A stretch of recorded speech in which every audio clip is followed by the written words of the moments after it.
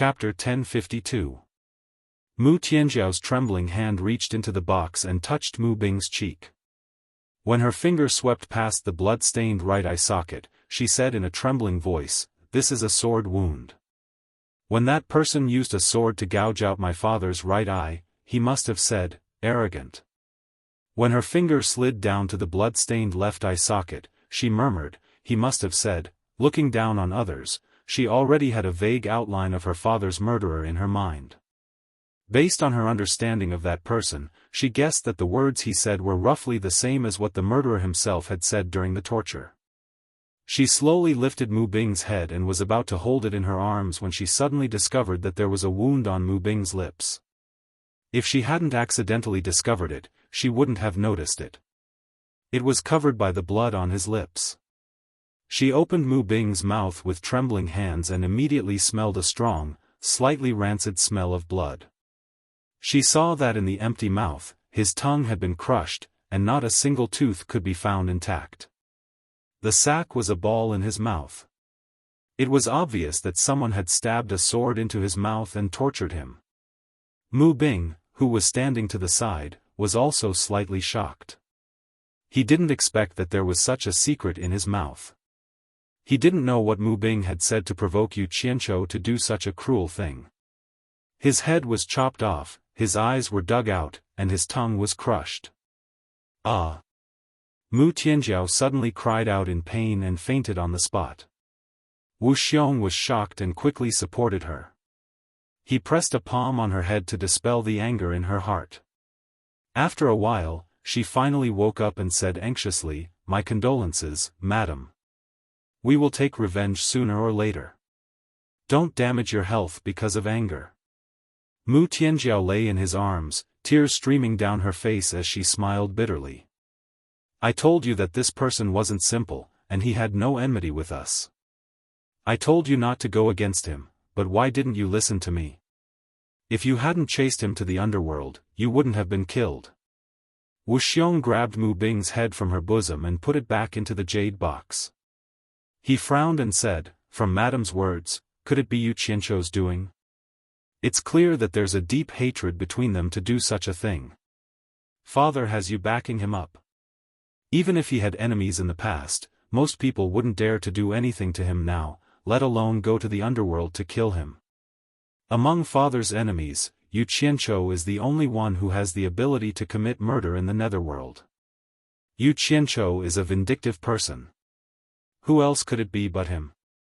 Mu Tianjiao deduced and locked onto the real culprit. "So Yu Qianzhou is a despicable person in her heart. Looks like I misunderstood her." Wu Xiong looked at her speechlessly. After a moment of silence, he said in a low voice, "Don't worry. I will avenge father-in-law sooner or later." Mu Tianjiao neither agreed nor objected. She struggled to her feet and stored the jade box into her storage bracelet. She looked at Wu Xiong with a bitter smile and said, "I want to bring my father's head back to the Four Links Chamber of Commerce and bury it with my mother. Now that father is dead, the Four Links Merchant Guild has no one to oversee it. I want to go back and take over the Four Links Merchant Guild and continue to operate it." In the attic of the Netherworld's forest, the scholar was holding a brush and writing a few words on the silk cloth on the desk. The words were black on the white cloth, and after writing a few words, he couldn't help but mutter a few more words. The words were scattered on the paper, mostly, "Fate" or "Heavenly Tao." Looking at his frown, it seemed to be quite troublesome for him. A ray of silver light entered through the window and the 1,000 soldiers in silver armor appeared. Seeing the scholar's expression, he was slightly stunned. After walking to the side and reading the words, he smiled and didn't disturb him. However, the scholar sighed and said, "What are you laughing at?" Nothing much." The 1,000 soldiers in silver armor cupped his hands and changed the topic. "I found some information regarding Yu Qianzhou. Someone saw him and Greycloud Xian hiding in the body of a river clam called Shenyu. They took the water route and went against the current of the Netherworld River. I don't know where they are going. Therefore, I contacted some friends in the Netherworld River's water tribe and asked them to help me investigate. In the end, They really found that the river clam was running for its life in the Netherworld River. I reckon that Yu Qianzhou and Grey Cloud Xian are still in its body. Running for their life? Could it be that someone from the Netherworld River's water tribe is chasing after them? The scholar raised his brush and said subconsciously. The person who found them only said that they were running for their life. I don't think that's the case. They should be in a hurry for something. The 1,000 soldiers in silver armor analyzed and said, if the Netherworld River's water tribe is really chasing after them, then they shouldn't be running for their life in the Netherworld River. They should be running for their life on land. If someone is chasing after them on land, they don't need to be afraid. Yu Qianzhou has the token of the Emperor of the Netherworld. He can mobilize the army of the Netherworld along the way to protect them at any time. Normally, no one would dare to touch them. Why would they need to run for their life? Token? The scholar was slightly startled. Speaking of the token, he couldn't help but think of what the Saintess of the Netherworld had said. Yu Qianzhou didn't even know that it was the token of the Emperor of the Netherworld. Could it be that he scared himself when he took out the token of the Emperor of the Netherworld? Thinking of this, the scholar felt that it was highly possible. He couldn't help but smile faintly and said, "Did you find any signs of where they were going?" They were very careful in the Netherworld River. They tried their best to avoid places with people or many people. They kept going against the current and didn't seem to have any intention of stopping. Before we came, we received a message from our friends from the Netherworld River's water tribe. They said that they would probably enter the endless horizon along the Netherworld River in a few days, the 1,000 soldiers in silver armor said. Endless horizon? What are they going to do there? The scholar asked in surprise. The 1,000 soldiers in silver armor spread out his hands helplessly and said, "They are so sneaky. I don't know what they are going to do." For a moment, the two famous big shots in the Netherworld couldn't figure out what they were doing. The scholar put down the pen in his hand and walked around the table in the attic. Suddenly, he stopped at the window and said, "1,000 soldiers, ask your friends from the Netherworld River's water tribe to keep a close eye on them. Tell them to contact me at any time. I'm going out for a while." After saying this, he turned into a white light and flashed across the pitch-black night sky at an incredible speed. He quickly disappeared into the distant horizon. The 1,000 soldiers in silver armor was stunned. He didn't have the time to say, "Yes." He looked at the words written on the table and pinched his chin as he said suspiciously, "Destiny, Heaven's law." It doesn't seem like they are expressing their feelings. Why did they give the token of the Emperor of the Netherworld to Yu Qianzhou and then pursue it? What does he want? Shaking his head, he couldn't figure it out. Then, he also flashed out. Just as the two big shots in the Netherworld Royal Palace said, there was indeed an escaping clam in the Netherworld River. It was a huge clam that had lived for millions of years. With 2 people in his stomach, Shen Yu kept dodging in the Netherworld River. Since he knew that the token of the Emperor of the Netherworld in Yu Qianzhou's hand was fake, he was more afraid than Yu Qianzhou and Grey Cloud Xian. What kind of person was the Emperor of the Netherworld? The Emperor could kill him with a flick of his finger. His millions of years of experience told him that it was not shameful to be humble and cowardly. It was best to stay alive. In his smooth stomach, Yu Qianzhou used the meatball in his stomach as a pillow and slept soundly. In the beginning, he pretended to be calm and pretended to sleep. But in the end, he got over it. Anyway, what was going to happen would happen. He would deal with it as it came. It was useless to worry. He had to deal with it calmly. As soon as his tense nerves relaxed, he really fell asleep. He even snored from time to time. He slept like a log. It had been a long time since he had such a relaxed sleep. He didn't know where he was in his dreams. Sometimes, he dreamed that he was caught by the subordinates of the Emperor of the Netherworld. But when he was locked in a cage, he found that he was in a prison in his previous life. There were prison guards in uniform walking around in front of him. So, he asked the prison guard to get him a cigarette. The prison guard was wearing a big cap, but he said in Grey Cloud Xian's voice, "Do you want me to choke you to death with the smoke?" He immediately cursed loudly. As he was cursing, he was suddenly escorted out of the prison. As a result, he found that he had been escorted into a magnificent palace by the police. The scholarly emperor of the underworld stood high above him, smiling sinisterly at him and baring his hideous fangs, as if he was about to skin and swallow him alive. He tried his best to see the other party's face clearly, but it was blurry and he couldn't see it clearly. In the end, he didn't care anymore and teleported back to Utopia. He realized that he was driving a sports car on the highway. He was driving Ji Wu, who was dressed in sexy clothes. He told Ji Wu arrogantly, "We've taken out the money we left in the Swiss bank. We can live comfortably for the rest of our lives." Suddenly, dark clouds appeared in the sky. Grey Cloud Xian's old face suddenly appeared in the sky. He stared at them in the car and snorted coldly, "Do you want money or your life?" He looked like he was robbing them. The most terrifying thing was that Ji Wu suddenly turned around to look at him. She had a beautiful face, but she said in the same voice as Grey Cloud Xian, "Do you want money or your life?" In the end, he woke up with a start. He suddenly sat up and looked at his surroundings. He immediately heaved a sigh of relief and fell back down. He waved his hand at Grey Cloud Xian, who was staring at him with a twitching expression. "Old Song. I had a nightmare just now. You were talking everywhere in the dream. It gave me a fright." "Nightmare? You smiled and asked for cigarettes, and you withdrew money from Switzerland to live comfortably. You call that a nightmare?" Grey Cloud Xian said with a mocking expression. He couldn't help but exchange a few words with Yu Qianqiu, who was talking in his sleep.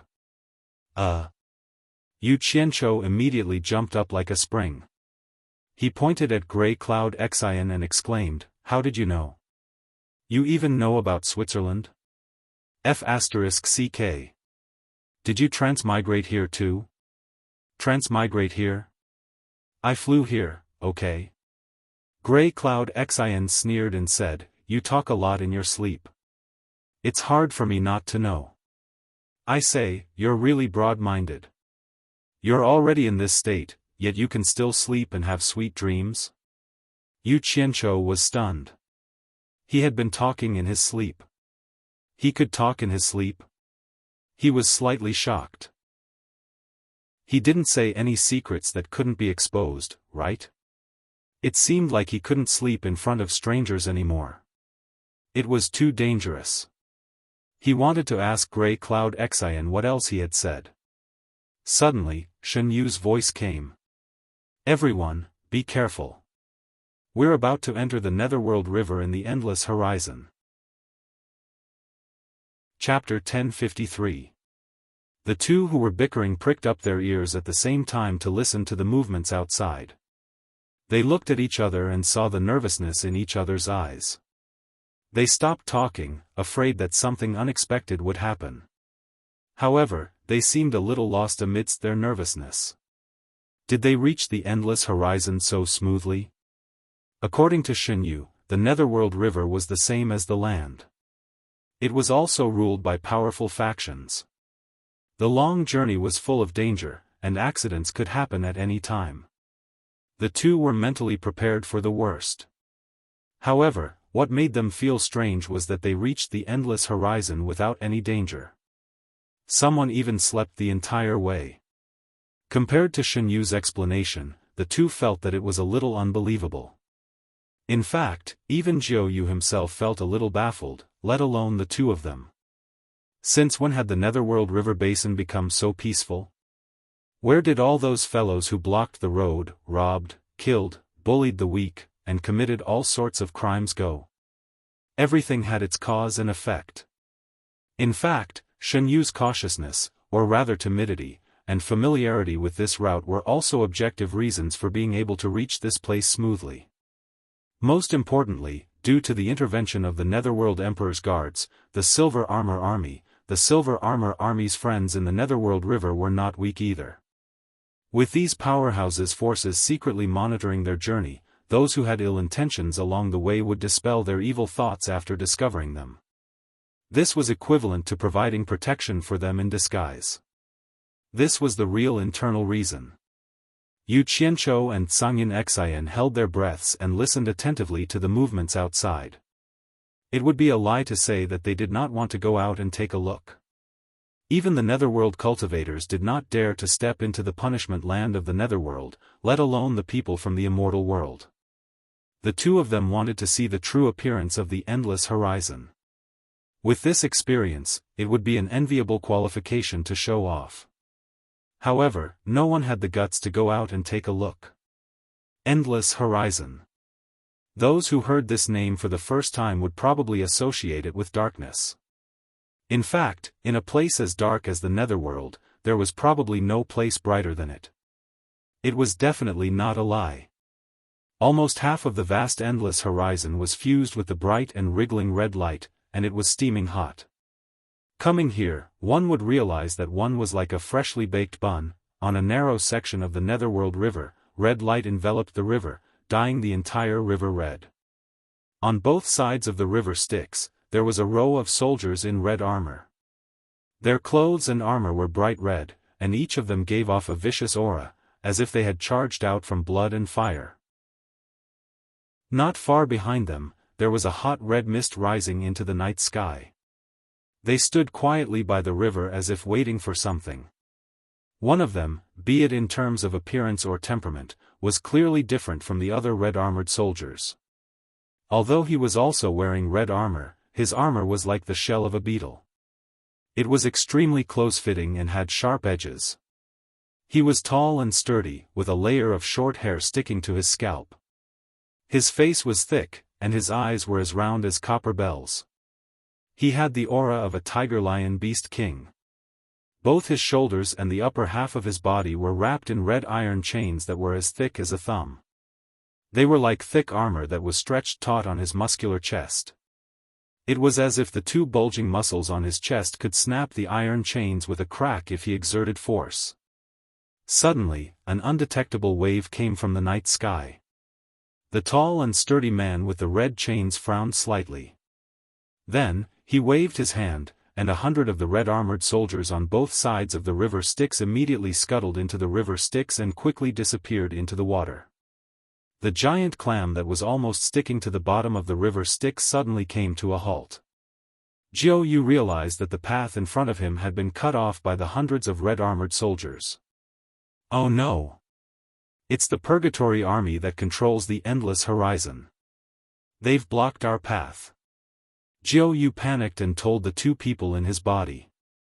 Yu Qianqiu and Zhangyin Xian quickly stood up. Zhangyin Xian stared at Yu Qianqiu and sneered. What's going to happen is going to happen. It's all your fault. I've fallen into the pit with you. Damn it. What's the hurry? Jiao Yu, turn around.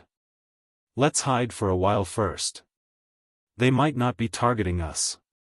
Yu Qianqiu waved his hand and shouted. Jiao Yu had the same intention. He did not hesitate to turn around. In the end, he realized that 100 red-armored soldiers had appeared out of nowhere and cut off their path of retreat. Jiao Yu looked around in fear. In the end, he realized that he could not see through the cultivation of any of the red-armored soldiers. Now, the only way out was to leave through the water. However, the endless horizon was the main camp of the Purgatory Army. It would be even more dangerous to leave the river Styx. It was impossible to escape. What should we do? What should we do? The path ahead and back have been cut off by the Purgatory Army. We have nowhere to run. Jiao Yu was completely panicking. Why are you panicking? You're from the river Styx. They won't dare to do anything to you. Be careful. They won't make things difficult for you. Yu Qianqiu tried to make his tone as calm as possible. He patted his plump body in the clam and laughed. Jiao Yu. Whether we can pass this time depends on you. Jiao Yu thought about it and agreed with him. He was from the river Styx, so the Purgatory army would not do anything to him. However, when he slowly approached the soldiers in front of him, his stomach still palpitated with fear. Hence, he forced himself to calm down and asked with a smile, "I'm from the water tribe of the Netherworld River. I wonder if you can make way for me and let me pass." A red-armored soldier floating in the water slowly floated forward and pushed his palm to stop him. "We're pursuing a fugitive. Regardless of whether you're in the sky or in the water, you have to be checked. If there's nothing wrong, we'll naturally let you pass." Jiu Yu was stunned. He plucked up his courage and asked, "You're from the land. Since when did you have the right to set up a checkpoint in the river Styx to check the river Styx? That's not something you should worry about. We've naturally informed the overlord of this water body." The red-armored soldier pointed at Jiu Yu's huge body in the water and said, "I see that your clam is huge. It's big enough to hide a few people inside. Please open it and let us search. If there's nothing wrong, we'll immediately let you pass." Jiu Yu was speechless, but he did not dare to open the clam for them to search. While he was panicking and hesitating, the red-armored soldier suddenly shouted, "Cooperate quickly. Otherwise, don't blame us for using force." The two people hiding in the clam looked at each other. They had clearly heard the movements outside. Although the people searching outside did not say who the fugitive was, the two of them felt that they were the ones being captured. "Old Song. You're an expert. What do you think we should do?" Yu Qianzhou humbly asked with telepathy. "You respect me as an expert now?" Grey Cloud Xian rolled his eyes, but now was not the time to fight. He replied telepathy, "With Jiu Yu's cultivation, if anything happens, we won't be able to break out. Hiding outside is not a solution. If anything happens, are you confident that you can help me and Jiu Yu break out?" Yu Qianzhou asked cautiously with telepathy. Grey Cloud Xian thought for a while and slowly replied, "I can't say for sure since I can't see the situation outside. But I'm sure there are many experts in Purgatory. Plus, the Endless Sea is vast. Even if I can break out for a while, I'm afraid I won't be able to resist a large number of experts. If I'm alone, maybe it won't be difficult to break out. Maybe they're not here to capture us, Old Song. Just be prepared for the worst." After Yu Qianzhou said that, he suddenly patted Shen Yu and said in a clear voice, "Shen Yu, open it and let us out." Jiu Yu, who was in a dilemma, opened the giant shell. Two people flashed out. Jiu Yu also turned into human form. The three of them stood side by side. Yu Qianzhou looked back and forth, then cupped his hands towards the red-armored soldier who came out of the formation, and said with a smile, "I wonder what happened that caused the Purgatory army to make such a big fuss." The man glanced at Zhangyin Xian and Yu Qianzhou and said, "Two criminals have escaped from the endless horizon. We are currently searching for them." Then he pointed at the two and said, "I think the two of you are very suspicious. Please come back with us for a while. If there's nothing, we will let you go." So the criminals escaped from the Endless Sea. Hearing this, the three looked at each other and heaved a sigh of relief. "It has nothing to do with us." Yu Qianzhou immediately laughed. "General, I think you're mistaken. We are from the celestial world. We can't be criminals that escaped from the Endless Sea. Take a closer look." The red-armored soldier covered up the loophole in his words without hesitation. "Some of the criminals in the Endless Sea are from the celestial world. The two escaped criminals are from the celestial world." Such a coincidence?" Yu Qianzhou was stunned. Then he smiled bitterly. "General, we can cooperate with you. But how long will it take? Why ask so many questions? You'll know when you get there." The red-armored soldier snorted.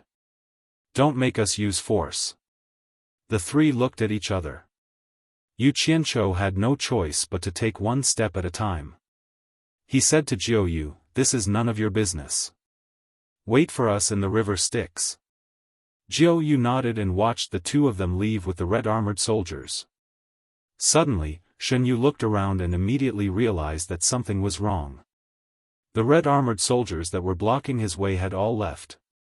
He could leave at any time, not to mention him, even Grey Cloud Xian and Yu Qianzhou, who had leapt out of the water along with the red-armored soldiers, exchanged a glance and also realized that something was wrong. It didn't make sense for the fugitives to retreat just because they encountered the two of them, right? The two of them immediately became vigilant. The heat wave that came toward them, the dark sky was almost dyed red. The red-hot mist that rose from both sides of the river, and the miserable screams that came from afar made the two of them even more afraid. A burly man with a red iron chain wrapped around his upper body stood on the shore of the river Styx, looking at them like a mountain. Both of their gazes were focused on him. This man can't be underestimated. He has the cultivation of the middle stage of the underworld emperor. I'm afraid he will be a difficult character to deal with, Jiu Yu said secretly. Needless to say, Yu Qianzhou couldn't move his eyes away when he saw the man with the red iron chain wrapped around his upper body. He was a bit surprised. He immediately recalled the wall carvings in the underground palace when he first met the saintess of the underworld in the East Holy Land. Besides the carvings of the underworld emperor who was dressed like a scholar, there were also carvings of the 12 underworld generals on both sides of the wall.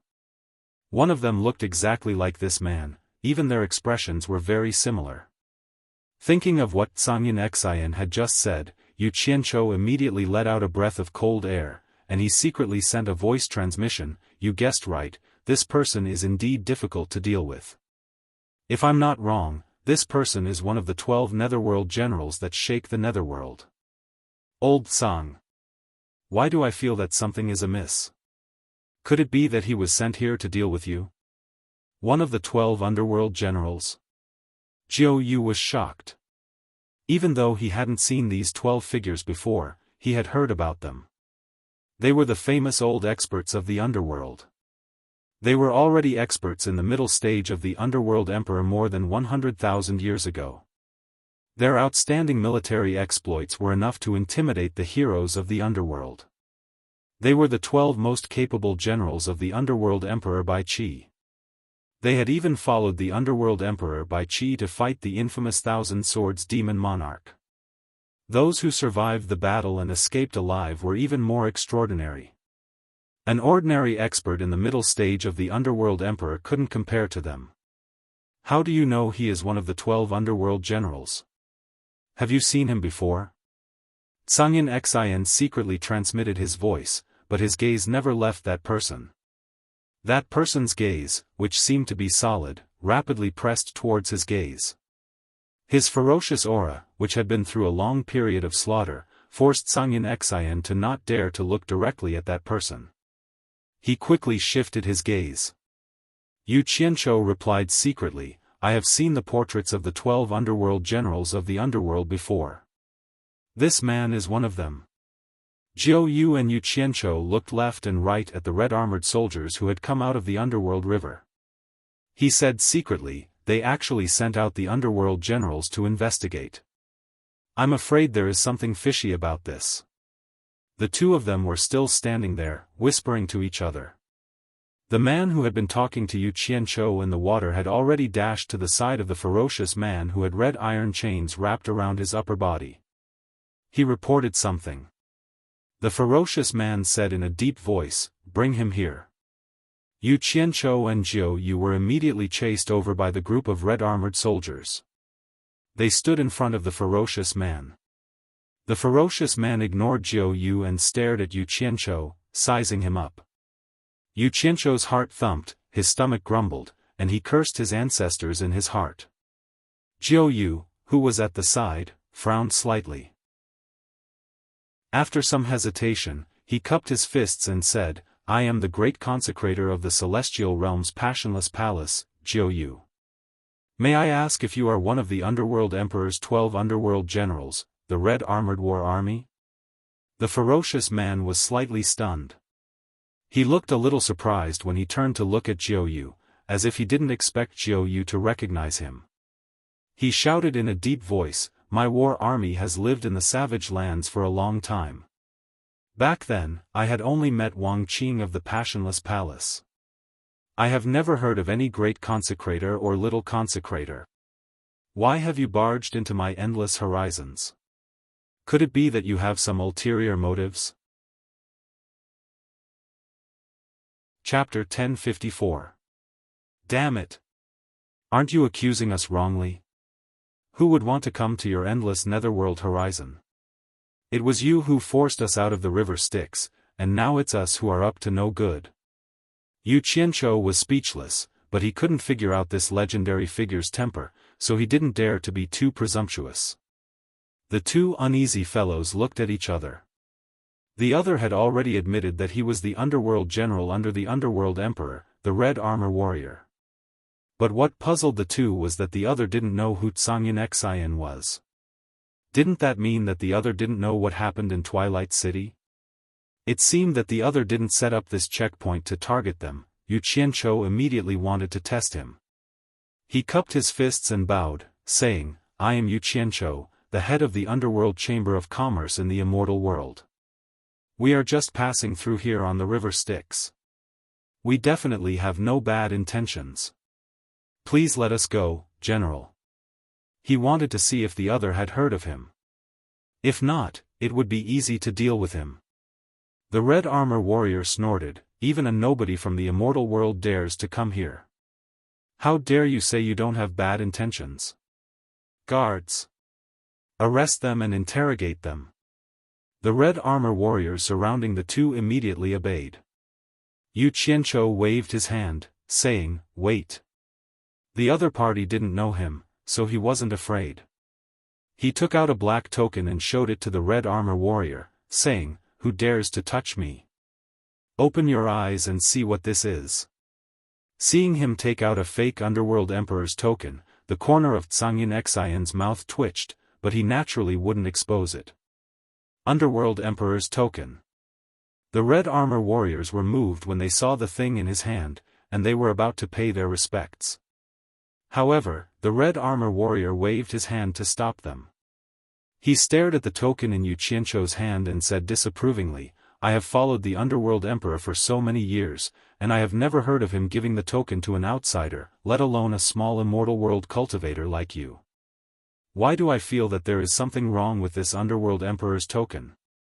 The more I look at it, the more it looks like a fake.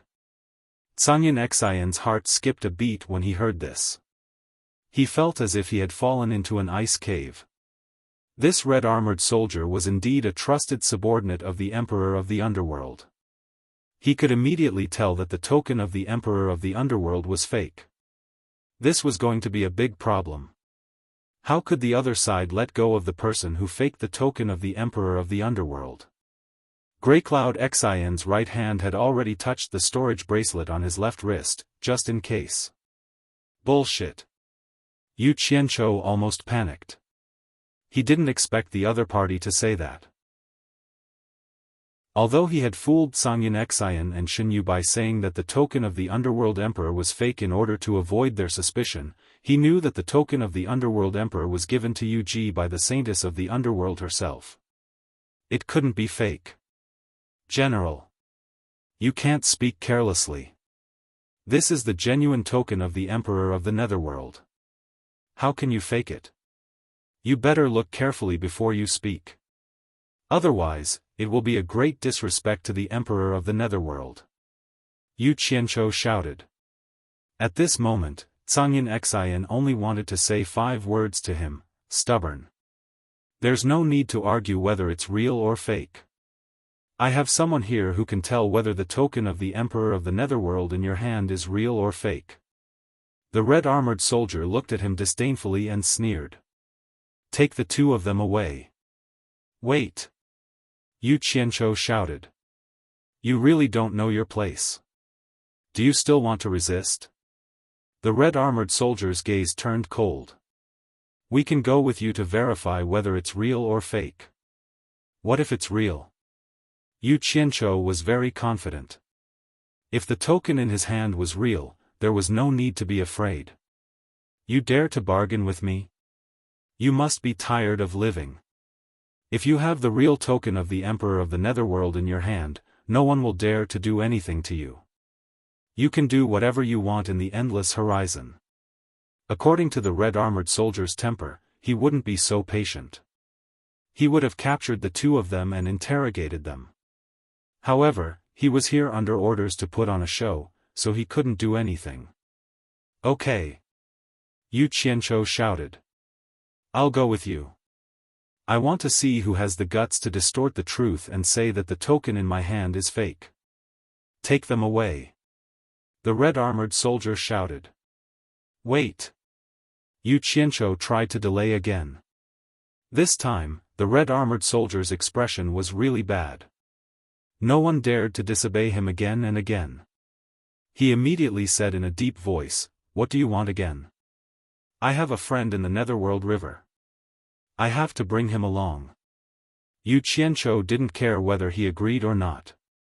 He turned and shouted at the surface of the Netherworld River, "Jiu Yu, come out." Jiu Yu heard their conversation clearly from below. He flashed out of the Netherworld River with a pale face. He had no choice. There was a restriction on his body. He had to follow even if he didn't want to. Actually, Yu Qianzhou didn't want Shen Yu to take the risk either. However, the green fire pearl had been planted in Shen Yu's body. If the two of them were placed too far apart, it wouldn't be a problem for a short period of time. However, if the two of them were placed too far apart, they would immediately lose control and Shen Yu would definitely die. He didn't know where the red-armored soldier would take them to verify the authenticity of the Netherworld Emperor's token. He decided to bring Jiu Yu along for the sake of safety. Just like that, the three of them were surrounded by the Purgatory Army and flew to the depths of the Netherworld River. Along the way, Greycloud Xian couldn't help but ask, "Yu Qianzhou, the token in your hand is obviously fake. You still dare to follow them? Once the matter is exposed, we will be trapped in the depths of the endless sea cliff. It will be even more difficult for us to escape. What are you trying to do? Don't worry. The quality of the Netherworld Emperor's token is very high. Unless it's the Netherworld Emperor himself, no one will be able to tell it's real. I don't believe that anyone would dare to attack someone with the Underworld Emperor's command medallion without knowing if it's real or fake. How about it? You can rest assured," Yu Qianzhou said confidently. "I hope so." Greycloud Xian could only sigh. He felt like he was stuck in a quagmire and couldn't get out of it. However, he had already made up his mind. Once he was at death's door and had nowhere to run, he would kill Yu Qianzhou first to avenge his grandson and himself. Otherwise, he wouldn't be able to die in peace. After coming to the Netherworld, they had long heard of the endless sea cliff. Unfortunately, they didn't have the chance to see it. Even Jiu Yu only dared to look at it secretly from the Netherworld River. Now that they were overlooking the endless sea cliff from the sky, the three of them were still shocked and terrified. So this was the true face of the endless sea cliff. Scorching red molten lava continuously bubbled up from the ground like a spring, slowly flowing in all directions on the vast land. It was such a shocking scene. The lava field that was as wide as the sea was dyed red and had been rising for many years. Under the red mist, there were crisscrossing paths on the lava field like fields. Io! Io! The sorrowful and miserable voices of men and women mixed together and echoed endlessly. Countless men and women were completely naked, stepping on the scorching ground barefoot like slaves, working together to pull the huge iron chains on their shoulders and hands. The other end of the iron chains dragged something that looked like a sieve, filtering something that had gushed out of the ground along with the lava. There were many soldiers of the Purgatory Army in the surroundings who were holding long whips that were covered in thorns. Once they discovered someone slacking off, they would lash out with a hoot sound. Along with the laceration of flesh, miserable screams would resound. The slaves who had been whipped and were physically weak were immediately whipped into the boiling lava by the long whips. They wailed and screamed incessantly in the lava, and their bodies sank into the lava while emitting black smoke. A soldier in charge of law enforcement took out a Wuling mirror and shone a beam of white light at the corpses that had sunk into the lava. Immediately, a ray of green light entered the mirror. This kind of scene could be seen at any time during the flight, causing Yu Qianqiu and the other two to feel their blood run cold. In the vast lava field, there were also hills and mountainous areas. When they flew over, they could see countless naked men and women mining in the open in the mountains. Similarly, they could also see soldiers carrying long whips mercilessly executing people. Miserable screams still lingered in their ears. What was even more eye-opening was that they could occasionally see neatly dressed women being dragged and thrown into the mountains by the Purgatory Army. It was obvious that they had just been caught after committing some crime. Once such women were thrown, the busy male slaves in the surroundings immediately stopped what they were doing and swarmed over. Amidst the women's screams, their ragged clothes were torn to shreds, and they were stripped in the blink of an eye. A group of dirty men were no different from beasts. They held down the fair-skinned women and rushed to rape them one after another. No one knew how long this would last. What was strange was that the Purgatory soldiers, who were supposed to be strict in law enforcement, turned a deaf ear to them and allowed these men to do as they pleased. It inevitably made people feel that this was the time for these male slaves to rest. The unimaginable scenes they saw along the way made the three of them shudder with fear. The soldiers of the Purgatory Army did not treat the prisoners here as humans at all. In their eyes, they were no different from beasts and pigs. They endlessly tortured the prisoners using all kinds of strange methods, turning this place into a living purgatory that was too horrible to look at. One thing was obvious. Those naked slaves either had their cultivation sealed or had their cultivation crippled. They were forced to do all kinds of heavy labor with their pure physical strength. Also, the lava that emerged from the ground had a suppressive effect on meditation cultivators. It was easy to imagine the suffering they had to endure in such an environment. Shen Yu's uncomfortable expression as he flew in the air due to the high temperature. However, what made the three of them feel strange was that these purgatory soldiers were also meditation cultivators, but they did not seem to be affected by the lava at all. The three of them easily suspected that the red armor they were wearing could help them resist the torture of the lava. After flying for half a day, a towering mountain stood like a ferocious giant beast in the red light of the lava in the distance. Flying closer to take a look, the laborers at the foot of the mountain were as dense as ants. Clanking sounds could be heard incessantly, as if they were forging something. In between, the familiar sound of caltrops and whips could be heard incessantly, and screams could be heard one after another. There were countless caves on the mountain with red-armored soldiers going in and out. The whole mountain was like a nest of red ants. As the three of them were observing carefully, the red-armored soldier had already flown to the top of the mountain, where there was a magnificent palace. The others followed closely and landed on the square in front of the palace. Standing on the top of the mountain and looking around quietly, they saw a sea of red light and a red fog rising noisily into the sky, looking magnificent. The miserable screams that kept coming from the foot of the mountain allowed the three of them to understand the meaning of this endless horizon. They understood why the Netherworld's punishment grounds could cause the Netherworld's cultivators to keep quiet out of fear. Presumably, no one would be willing to be sent here. The red-armored soldier glanced at the three of them and then looked at the roof of the palace. The three of them couldn't help but look at the roof. They saw a man dressed like a scholar in white standing on the roof with his hands clasped behind his back and bare feet, motionless with his back to the people on the square and his face to the vast red lava world. The red light filled the sky, and his white robe fluttered in the wind. The three of them were stunned. Even though they had never seen the Emperor of the Underworld with their own eyes, they had heard that the Emperor of the Underworld liked to dress like a scholar in white for a long time. At this moment, they saw a scholar in white standing so leisurely on the roof of a palace in the endless horizon. It was self-evident what it meant. Could this man be the legendary Supreme Master of the Underworld who rarely came out, the Emperor of the Underworld? The three of them felt short of breath. It felt unreal, and they didn't know if they were lucky or unlucky.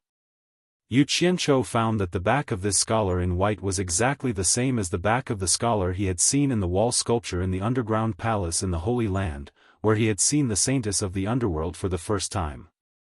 It was also the back of the scholar, as if the scholar in the wall sculpture had suddenly walked out of his mind.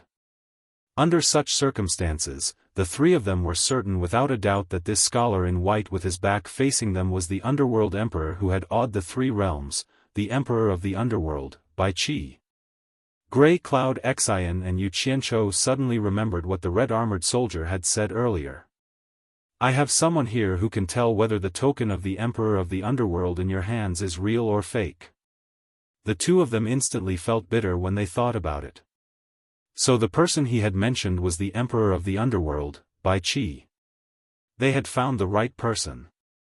Grey Cloud Xian and Shen Yu slowly turned their heads to look at Yu Qianzhou, their eyes filled with despair.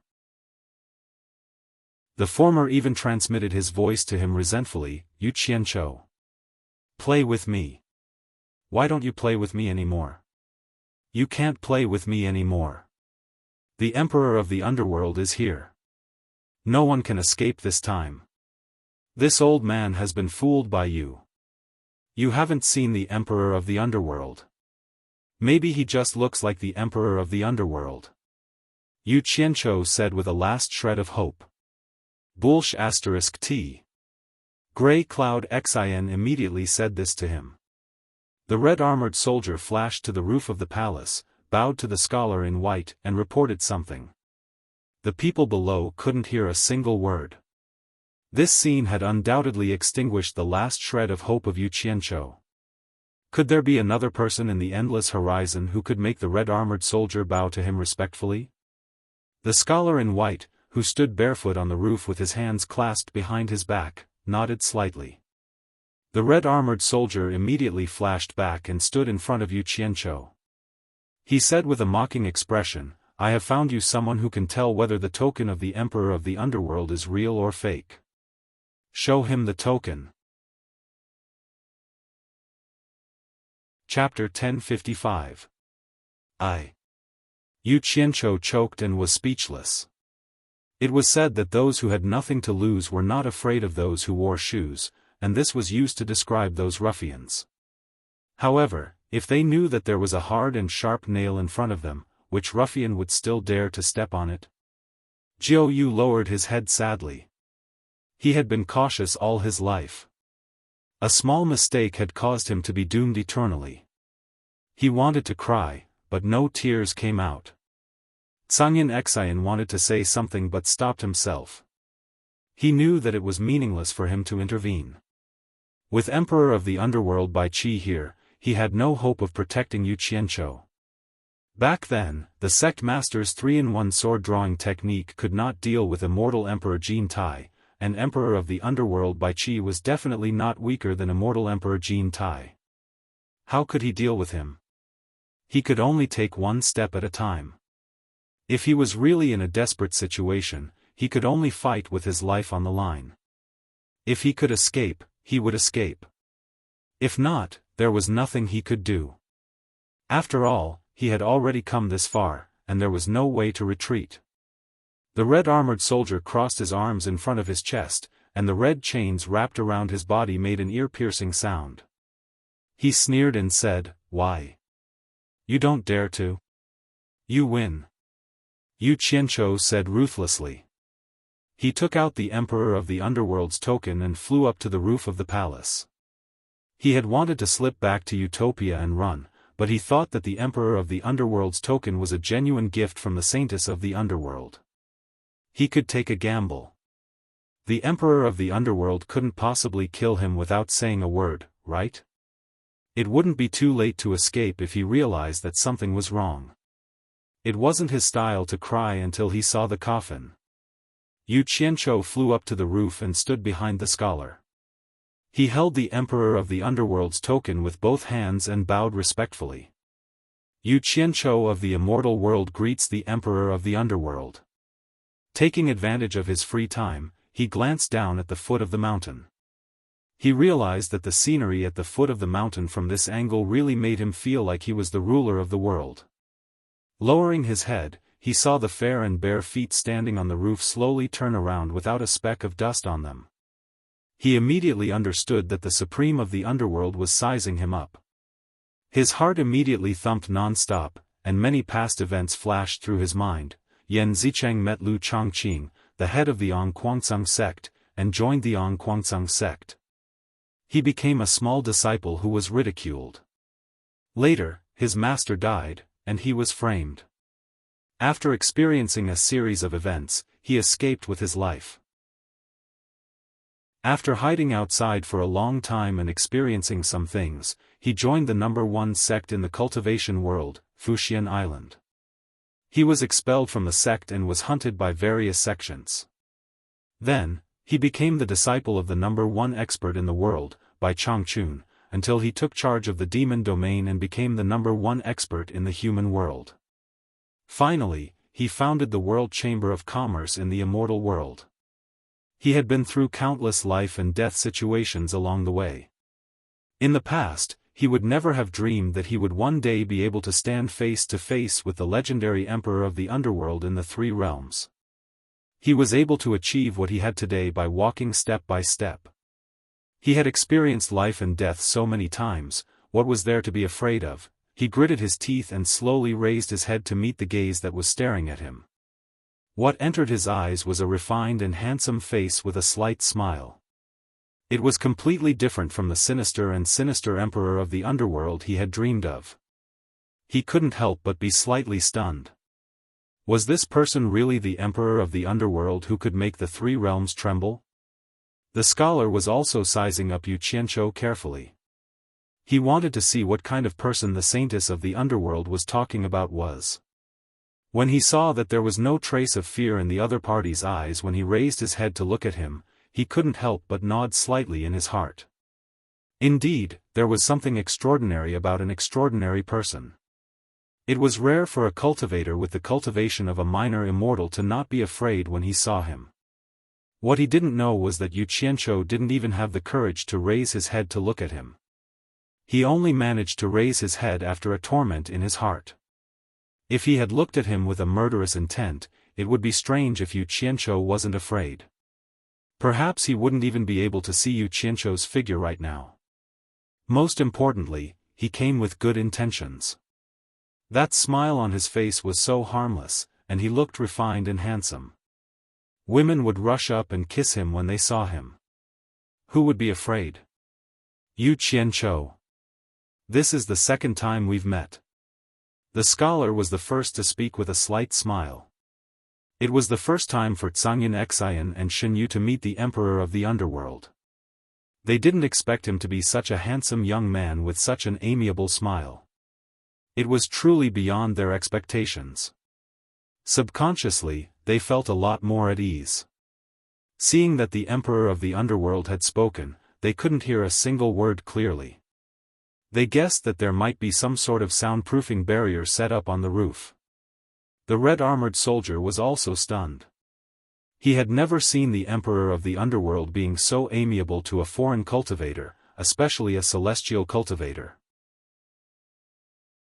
Under normal circumstances, the emperor of the underworld would maintain at least some dignity in front of outsiders.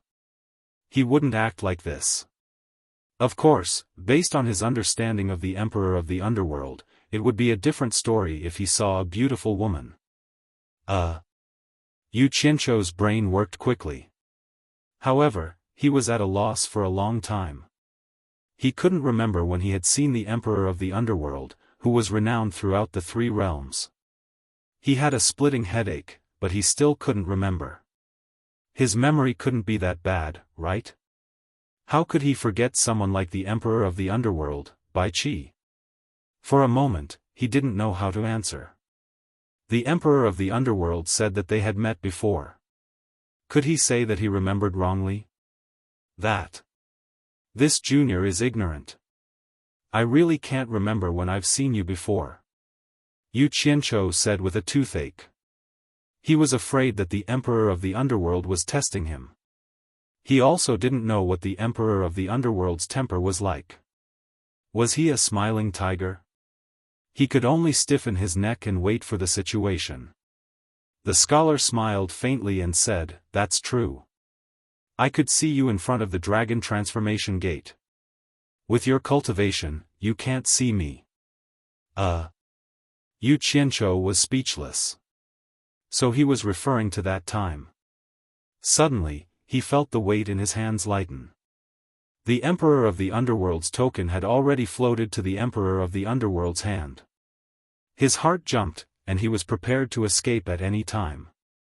Below, Zhangyan Xian and Shen Yu's expressions changed drastically. They were probably all done for this time. The scholar looked at the token over and over again and said faintly, "I personally carved the Emperor of the Underworld's token. There are only two sides. One side is on me, and I'm prepared to use it to pass down orders at any time. The other side is given to the Underworld Saintess for protection." When the Underworld Saintess told me that she gave the Underworld's token to you, I was a little surprised. Yu Qianzhou was surprised. "Did the Underworld Saintess tell you that she gave the Underworld's token to me?" No matter how he listened to it, he felt that something was wrong. The Underworld Saintess had obviously given the token to Yu Ji, and it had nothing to do with him. How could he not understand the words of an expert? The scholar nodded slightly and said, "She was trapped in the human world for a long time. She said that when she returned to the underworld, she realized that she was fated to meet you, so she gave this token to you. However, she didn't tell you that she gave you the token of the underworld." Yu Qianzhou was speechless. He slowly tilted his head to look at the rising red fog, a puzzled expression on his face. He believed that the Emperor of the Underworld had no need to lie to him. However, why did the Underworld Saintess say something that distorted the truth? From what the scholar had said, it seemed that the Underworld Saintess had intentionally concealed the fact that he was from the human world. Could it be that she was trying to protect him? But why was that? Could it be that she had fallen in love with him at first sight? But it seemed that his current appearance was not good enough for a woman to fall in love with him at first sight. Not long after the Underworld Saintess told me this, Jintai suddenly came to the royal palace of the underworld and asked me why I gave you the underworld's token. The scholar immediately told Yu Qianzhou what he had told Jintai that day. This was the reason why he didn't care about his status as the Emperor of the Underworld and asked someone to trick Yu Qianzhou into meeting him. He wanted to let Yu Qianzhou know that he had helped him before, so that Yu Qianzhou would remember this big favor. What the hell were they doing? Yu Qianzhou scratched his head in confusion. He was no longer nervous, but he said with a wry smile, "Emperor of the Underworld. This junior can't figure out why you helped me like this. It seems that this junior's ability is not worthy of your kindness. It's right that you can't figure it out. If I could figure it out, then I, the Emperor of the Underworld, would be too despicable to come here and curry favor with you." The scholar immediately laughed heartily.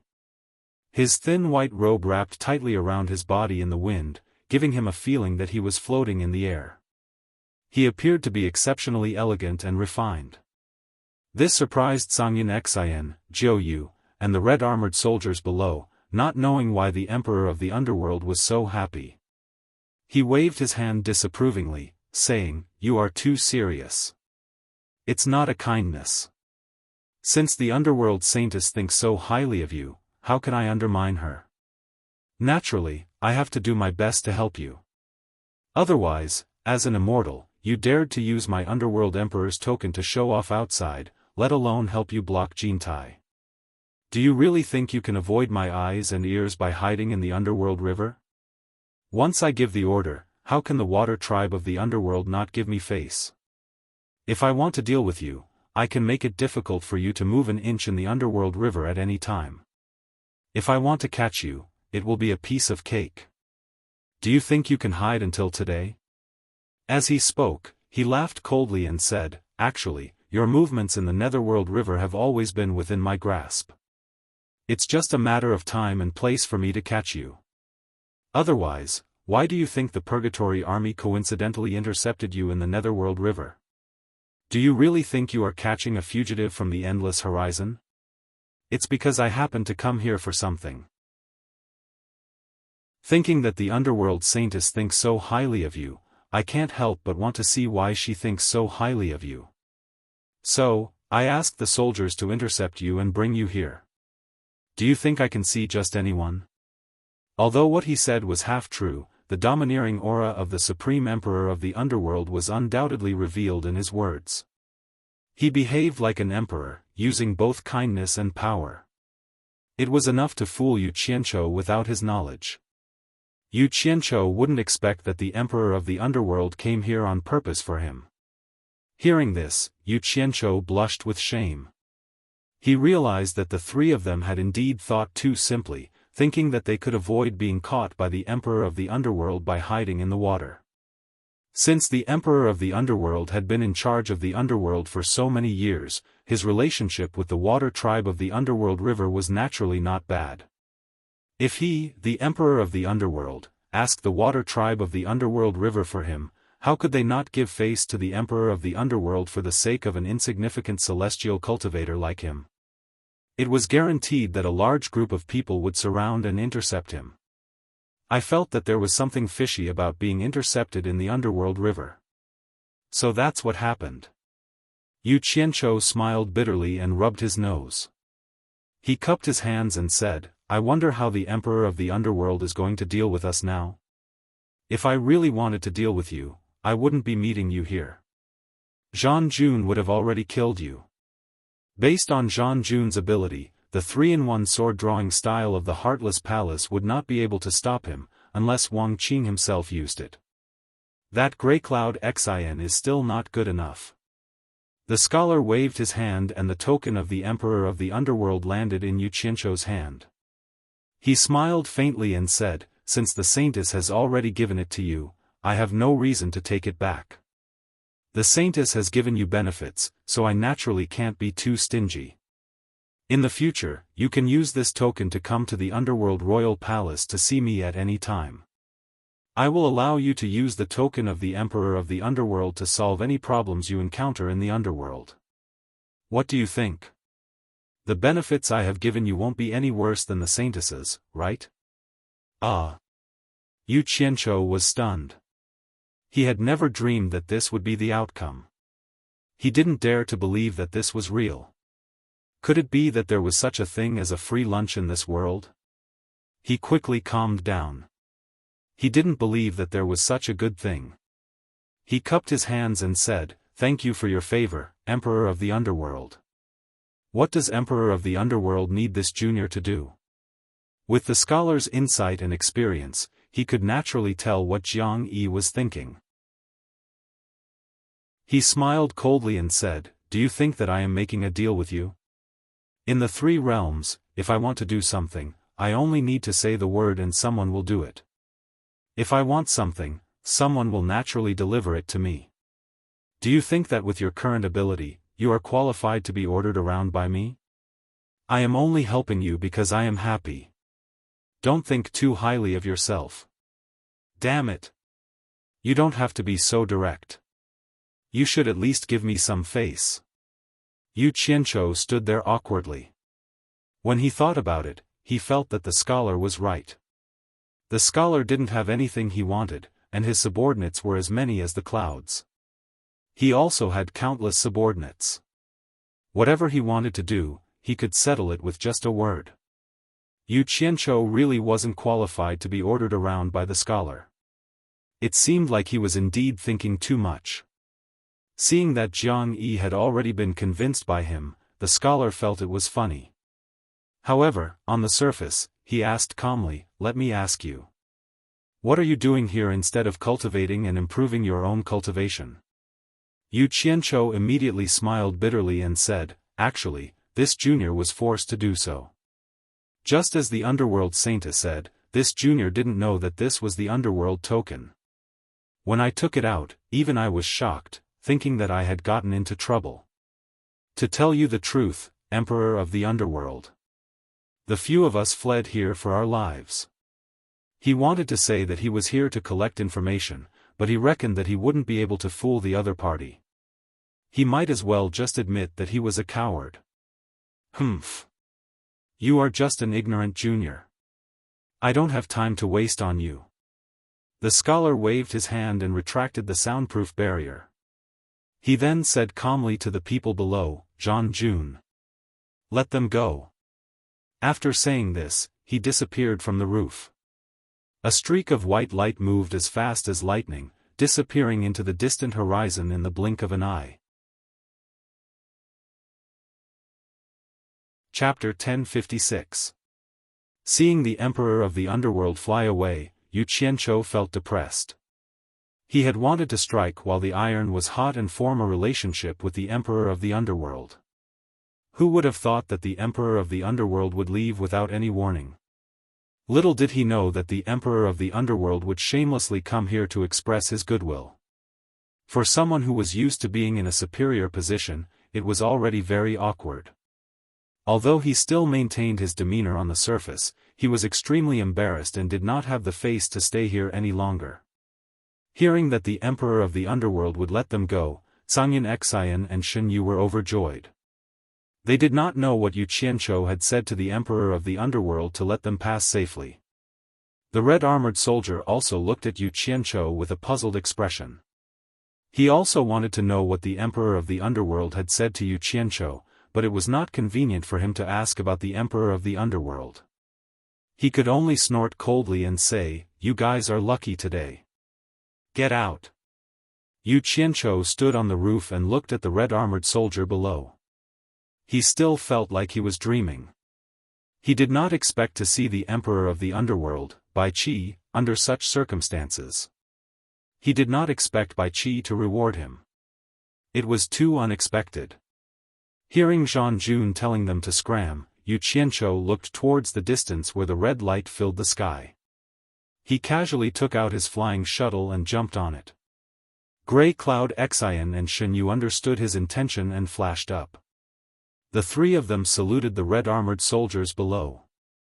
Afterwards, Ash Cloud Xian took over the flying shuttle without any complaints and quickly drove it away. Standing on the square above the sea of lava, the red-armored soldier looked in the direction they were going. His eyes were filled with confusion. He mumbled to himself, "They are going there. Did the Emperor of the Underworld give them a mission?" The flying shuttle flew across the sky. Below them was still the sea of lava. The screams from time to time could no longer attract the attention of the three people above. Zhangyan Xian stood at the front of the flying shuttle. After a while, he could not help but ask, "Yu Qianqiu, is the token of the Emperor of the Underworld in your hand real?" "Of course it's fake. But if the Underworld Emperor says it's real, then it's real." Yu Qianqiu let out a sigh of relief and said, "It's all good now. We can use the endless horizon to directly enter the mysterious forbidden area. There shouldn't be any danger on this trip." This was not what Grey Cloud Xian wanted to hear. He was shocked to see the Underworld Emperor safe and sound. After a moment of silence, he asked again, "What did the Underworld Emperor tell you?" "Old song. This is related to the Emperor of the Underworld, so it's really inconvenient to divulge it." "Please excuse me," Yu Qianqiu said with a perfunctory chuckle. Grey Cloud Xian's face twitched, and he shut up. Shen Yu sat alone at the back of the flying shuttle.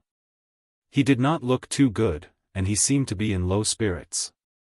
It seemed that meditating was indeed not suitable for him to stay in the endless horizon.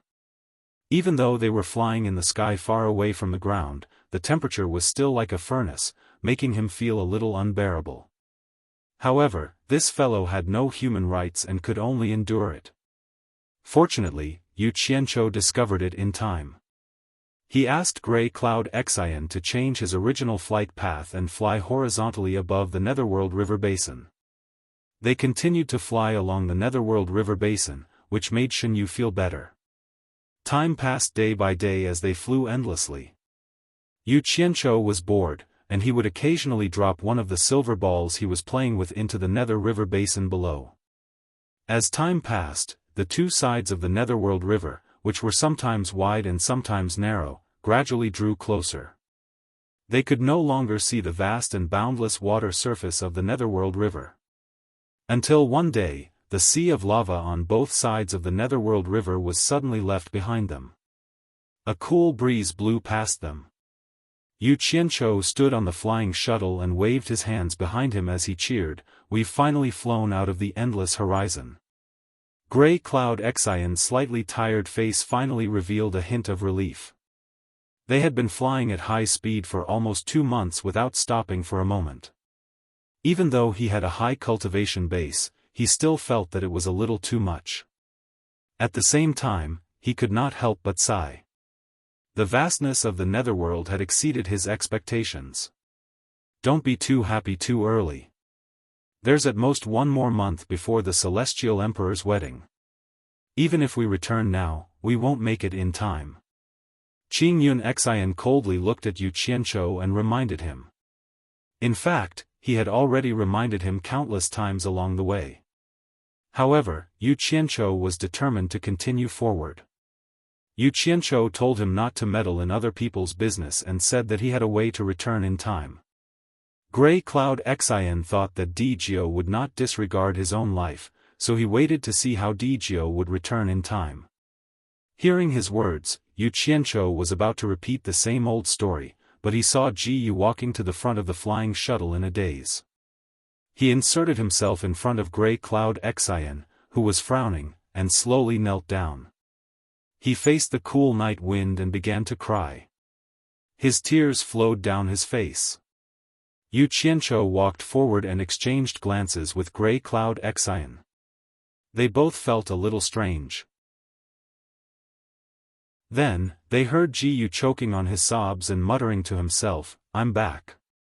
After 150,000 years. I'm finally back." Although the voice was soft, the two of them could hear it clearly at such a close distance. Surprised, they couldn't help but look at their surroundings. The two sides of the Netherworld River were empty plains that were like the Gobi Desert. Not a single undulation could be seen, and the Netherworld River below them was at most 100 meters wide. Ji Yu. You used to cultivate here? Yu Qianqiu asked suspiciously. Ji Yu was shocked and realized that he had lost his composure. He panicked and suddenly remembered something. He suddenly stood up and shouted at the two of them, "Slow down. Slow down, it's very dangerous here." Not only did he slow down, Gray Cloud Xian directly stopped the flying shuttle in the air. He narrowed his eyes and said in a deep voice, "Ji Yu. What's going on?" This area is the isolation zone between the Netherworld and the mysterious Forbidden Area. Don't think that it's peaceful here. In fact, it's full of danger. The invisible and mysterious power that can tear everything apart can appear in the air at any time. It's very powerful. Even the immortal Emperor of the Immortal World and the Netherworld Emperor of the Netherworld don't dare to trespass here. Ji Yu pointed at the Netherworld River in front and below. In this isolation zone, whether it's on land or in the water, even underground, there are no living creatures. It's because they can't survive the invisible and mysterious power. Yu Qianqiu and Gray Cloud Xian looked at each other. No wonder no one dared to trespass the forbidden area of the Netherworld. It was because of this reason. However, the two of them had suspicions in their eyes. Yu Qianqiu touched his chin and sneered. "Ji Yu. Do you think the two of us are fools or idiots? Since no living creatures can survive here, why were you able to cultivate here in the past? You should be punished." Gray Cloud Xian stared at Ji Yu and shouted coldly. "Looks like we can't let him live anymore. Otherwise, who knows what traps are waiting for us ahead. After all, we're not familiar with this place at all." Yu Qianqiu frowned and looked at Ji Yu, but he didn't object. Ji Yu looked at the two of them and smiled bitterly. "I won't hide it from you now. Actually, you've misunderstood. This isn't the place where I cultivated in the past." As he said that, he raised his hand and pointed ahead along the Netherworld River. He sighed. "Follow this Netherworld River straight ahead. With Elder Tsong's flying speed, it won't take more than a day for you to see a waterfall that flows down from a tall mountain. I came down from that waterfall back then. As long as we cross that tall mountain, we'll reach the legendary forbidden area of the netherworld. And I am from the so-called mysterious forbidden area of the netherworld. Yu Qianqiu and Zhangyin Xian were stunned. Both of them had suspected that this fellow was hiding some sort of secret, but none of them had imagined that this fellow's origins would be so strange. He was actually from the mysterious netherworld forbidden area, and it was too inconceivable. Grey Cloud Xian's throat moved, and he said with some difficulty in a threatening tone, "You're not lying to us, are you? There's no need. I want to go back alive, so there's no need to lie to you." There was a trace of nostalgia hidden in Jiu Yu's lonely expression. He looked ahead and sighed faintly. "More than 1,000,000 years ago, I was born in a lake there. I was ignorant and carefree. Only after 500,000 years did my spiritual wisdom appear. Another 500,000 years later, I was lucky enough to find the way of cultivation. It only took me 50,000 years to cultivate to the early stage of Underworld Lord. Just when I broke through to the early stage of Netherworld Venerable, which was 150,000 years ago, I was suddenly possessed and wanted to see the outside world. Therefore, I followed the small river that connected the lake and finally stood on the waterfall. I hesitated for a long time, but in the end, I couldn't help but go with the flow. In the end, I came to the so-called Netherworld River. Who knew that the outside world was extremely dangerous? It was the first time I met the water tribe in the Netherworld River. They wanted to take my life because of a disagreement. I was so scared that I fled in a panic. I ran far away before I got out of danger. After that, I didn't want to stay outside anymore. I wanted to go back to where I left. But my fate was really full of misfortune. Every time I wanted to go back the way I came, I would always encounter some dangerous things. It was as if God was playing a joke on me. It worked every time. Not only did I fail to come back, but I was also getting further and further away from where I wanted to go. Just like that, I spent 150,000 years in the river Styx with nowhere to go. I thought that I would never be able to return in this lifetime. I left home so far away and experienced so many dangers. I no longer had the courage to return because I was too scared to try again. Until I met you too. It was the first time I had the courage to taste the flesh of a human in the immortal world. Who knew that I was as unlucky as ever? You know what happened next. I never dreamed that I would be able to come back here in this lifetime. There was such an unlucky guy in this world. Yu Qianqiu and Zhangyin Xian looked at each other. While they felt it was unbelievable, they also sighed for Ji Yu's fate. Zhangyin Xian looked ahead and asked with a frown, "I don't know what's so mysterious about this netherworld forbidden land."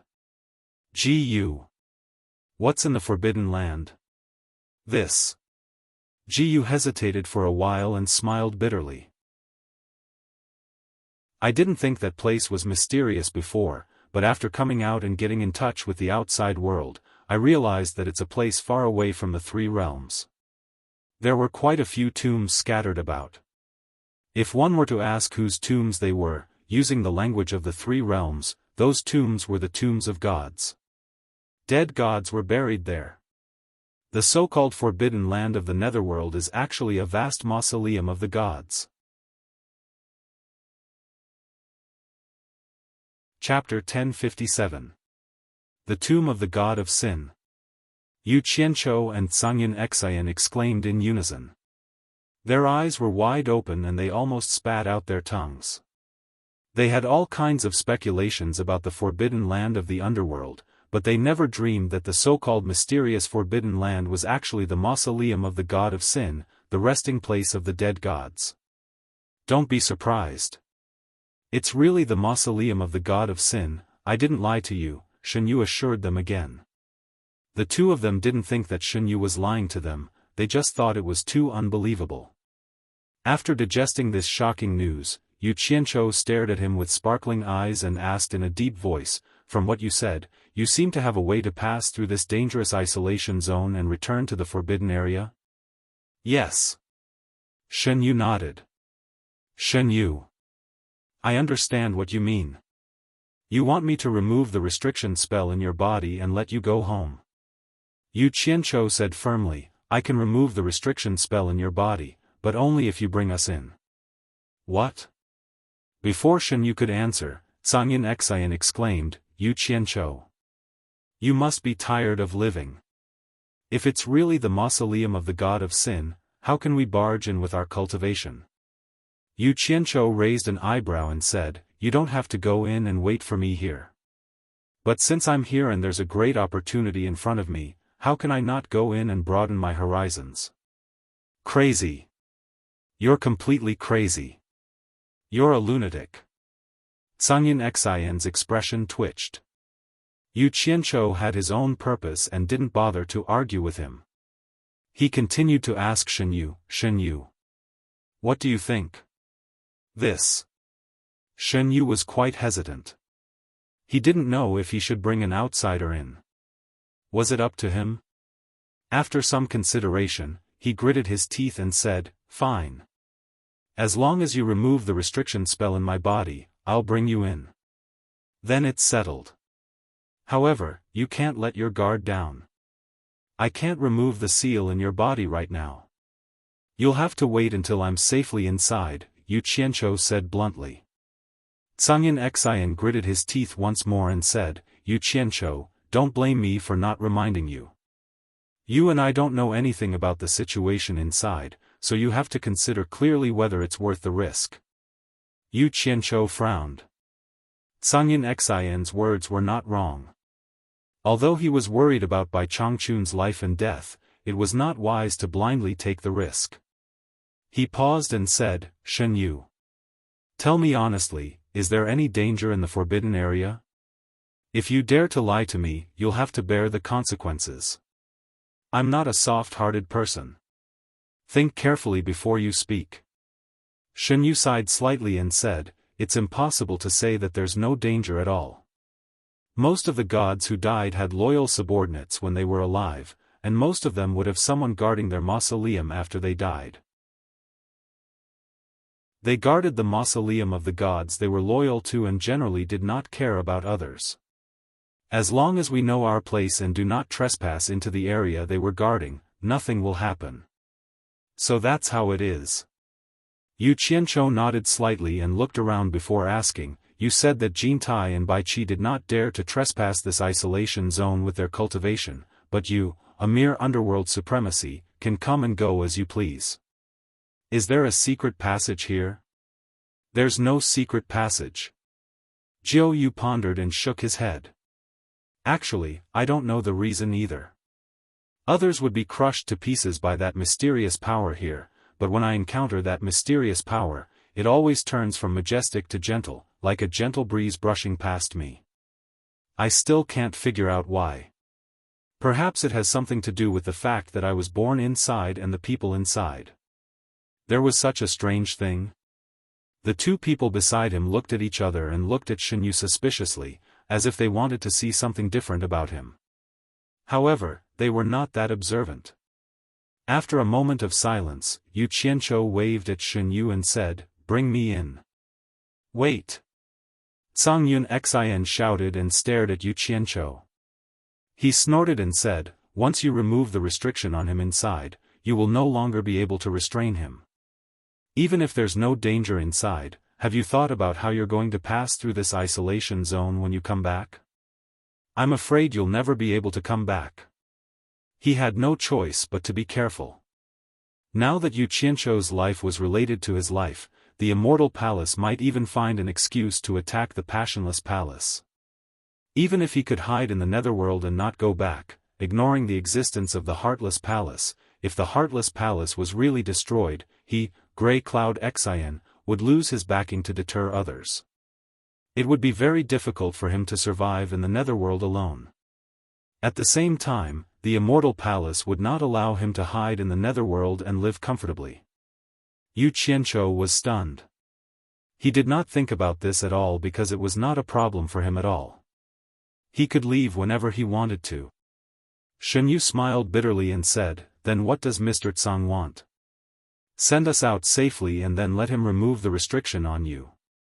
Songyun Xian narrowed his eyes. Us? Yu Qianzhou was stunned again. Didn't you say you wouldn't go in? Songyun Xian looked around, then glanced at him and said, since there is no danger inside and it's a rare opportunity to see the mausoleum of the god of sin, why not go in and have a look? He said this against his will. In fact, he did not want to go in at all, but he did not have the courage to stay in this damn place alone. Who knew if he would run into that mysterious power? Moreover, he did not know when Yu Qianzhou would come back. It should be known that the longer he stayed, the more likely it was that he would run into it. If he did not wait for Yu Qianzhou to come out, he did not dare to go back alone. He did not dare to believe that the three of them could make it all the way here. At least, he was not confident that he could return the way he came from. All along the way, Yu Qianzhou had repeatedly turned danger into safety, causing him to feel that it was safer to be by Yu Qianzhou's side. In short, in the end, it was a fact that he wasn't willing to admit. He was afraid. What if after I send you out, you don't help me remove the restriction in my body? Jiu Yu said with a bitter face. He could not help but worry.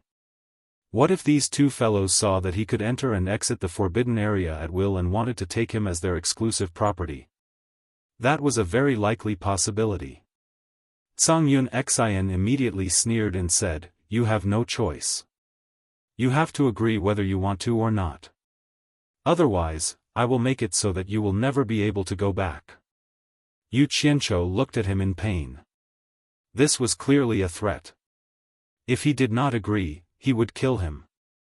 Jiu Yu looked helpless. He really had no choice but to resign himself to fate. He said sadly, I agree. His goal was achieved. Songyun Xian snorted and did not speak. Yu Qianzhou patted Jiu Yu's shoulder and comforted him, don't worry. I, Yu Qianzhou, am a man of my word. Before I leave this place, I will remove the restriction in your body and let you go back safely. What do we do now? In fact, this place was more difficult than ascending to heaven for others, but it was not a problem for Jiu Yu. He asked Yu Qianzhou to put away the flying shuttle and revealed his true form again. He opened his clamshell and wrapped the two of them inside. Then, he dove into the river Styx below and continued to move quickly along the river Styx. In less than half an hour, Jiu Yu, who was moving quickly in the water, constantly felt the mysterious and terrifying power crushing and tearing at him. From time to time, his huge clamshell would shine with a gorgeous light. Whenever the mysterious and terrifying power encountered the light, it would slip past his body. The further they went, the more frequent the mysterious power appeared. As they encountered it more frequently, the faint light on Jiu Yu's body flickered non-stop. In the end, the light on his body was like a lamp that would never be extinguished. It was obvious that the mysterious power had completely filled this space. It was impossible to sneak past it. 3 days. With Songyun Xian's cultivation, driving the flying shuttle would not take more than a day. However, Jiu Yu took a full 3 days. In front of them, a 1,000-meter-tall mountain appeared. The entire mountain extended endlessly to the left and right like a tall great wall. The mountain faced the river Styx, and there was a huge waterfall that looked like the Milky Way falling from the 9 heavens. From the top of the mountain, one could hear the loud sound of water falling. The water of the river Styx came from it. Jiu Yu, who was rapidly approaching, shot out of the huge pool that the waterfall created at the foot of the mountain. He went against the flow of the waterfall and soon reached the top of the waterfall. From below, it looked like a mountain, but when he reached the top, he saw a plain with a river flowing on it. We're here. You can come out now. Jiu Yu's voice was very excited. He slowly floated out of the water and opened his huge clamshell. After 2 figures flashed to the shore, he also turned into his human form and went to the shore. The sound of flowing water came from beside the 3 of them. The waterfall was not far from their feet. Jiu Yu knelt on the ground and covered his face with his hands as he sobbed, "I'm really back." Yu Qianzhou and Sangyun Xian, on the other hand, looked at their surroundings, dumbfounded. The direction in which the waterfall flowed was like a black curtain falling from the sky. They could vaguely see the mountains and rivers below. It was the netherworld that they had come from. On the mountain, behind them, upstream of the river, with the edge of the mountain as the boundary, there was a strange scene that was clearly separated from the foot of the mountain. Although the mountain and the foot of the mountain both looked like it was night, it was like two different worlds. The night at the foot of the mountain was forever immersed in endless darkness, but the night at the top of the mountain was filled with twinkling stars. There was also a bright moon hanging in the night sky. The white moonlight shone on the ground like mercury, allowing everything to be seen clearly. Yu Qianzhou and Sangyun Xian's mouths were wide open as they looked up at the bright moon in the sky. This moon was not like the moon they had seen in the mortal world or the immortal world. It was dozens or even hundreds of times bigger than the moon they had seen before. The huge moon hanging in the sky was terrifying. Chapter 1058. If one looked closely, they would find that the deep ravines on the moon seemed to be faintly visible. Such a huge moon hanging in the sky gave people the feeling that it would fall at any time. The sound of the waterfall mixed with Ji Yu's joyful cries after his return. Coupled with the sky full of stars and the huge and scary moon, it gave the two an inexplicable strange feeling. After a while, Ji Yu recovered from his excitement and slowly stood up, wiping the tears on his face. Yu Qianzhou coughed and pointed at the big moon in the sky. "Ji Yu. Is that really the moon in the sky?" "Of course it's the moon." Ji Yu looked up at the moon and sighed. 150,000 years ago, after I left the mountain, I couldn't get used to not seeing the moon in the sky. So when I first met the water tribe of the river Styx, I asked them where the moon was. They thought I was playing with them, so they chased me and tried to kill me. Yu Qianzhou turned around and looked at him as if he was looking at an idiot. Yu Qianzhou couldn't help but roll his eyes. There are no sun, moon, and stars in the netherworld, let alone such a big moon. You asked them where the moon was in the sky. It would be strange if they didn't think you were playing with them. You deserve to be killed. That's right. Ji Yu sighed. But I've never left this place before, so how would I know there's no moon in the netherworld? Now that I think about it, maybe I ended up like this because I asked about the moon. Otherwise, I would have come back long ago. The corner of Yu Qianzhou's mouth twitched. He seemed to vaguely remember a saying in his previous life, "It's all the moon's fault." It couldn't be more suitable to be used on this unlucky guy. He patted his shoulder and comforted him. You can't blame yourself for this. It's all the moon's fault. Let bygones be bygones. Now that you're finally back, just treat it as going out to see the world. If you hadn't wandered outside for 150,000 years, how would you know there's no moon in the netherworld? Pfft. Yu Qianzhou couldn't help but scoff. He had never seen anyone comforting someone like this. It was no different from provoking someone. Sure enough, Shen Yu's expression twitched as he said, "If it takes 150,000 years just to find out if the netherworld has a moon, then I'd rather not know if the netherworld has a moon. If I could cultivate here peacefully for 150,000 years, I might have broken through to the underworld emperor period." Damn it. Then you can slowly regret it. What does it have to do with me? Yu Qianzhou had a feeling that his good intentions had been treated as malicious intent. He pointed to the depths of the plain and asked in annoyance, "Where should we go next?" Jiu Yu looked at the flowing river and murmured, "I naturally want to go to where I came from, which is the source of this river." Yu Qianzhou looked at the waterfall under his feet. His eyes lit up as he said, "In other words, you lived at the source of the river Styx?" Grey Cloud Xian looked at Shen Yu curiously. You can say that. Jiu Yu looked at the two and asked, "Are you going to my place?"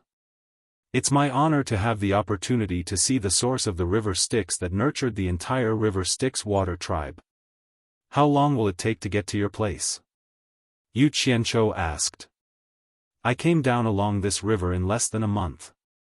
Jiu Yu looked at Grey Cloud Xian and said, with sinecure Tsang speed, it shouldn't take more than 10 days. 10 days? Yu Qianzhou thought for a while and shook his head. That's too long. I came here to look for someone. If I can't find him, I have to hurry back to the celestial world to attend the celestial emperor's wedding. Look for someone? Grey Cloud Xian and Shen Yu were speechless. Grey Cloud Xian sneered and said, Yu Qianzhou. Are you kidding me? You came here to look for someone? Don't tell me you have an acquaintance here. Yu Qianzhou said after some thought, I heard that there was an expert who fought a great battle with the underworld emperor. In the end, the expert fled here while being hunted by the underworld emperor. I am here to find him. He didn't want to tell them about this because he didn't think he could really break into the forbidden area of the underworld.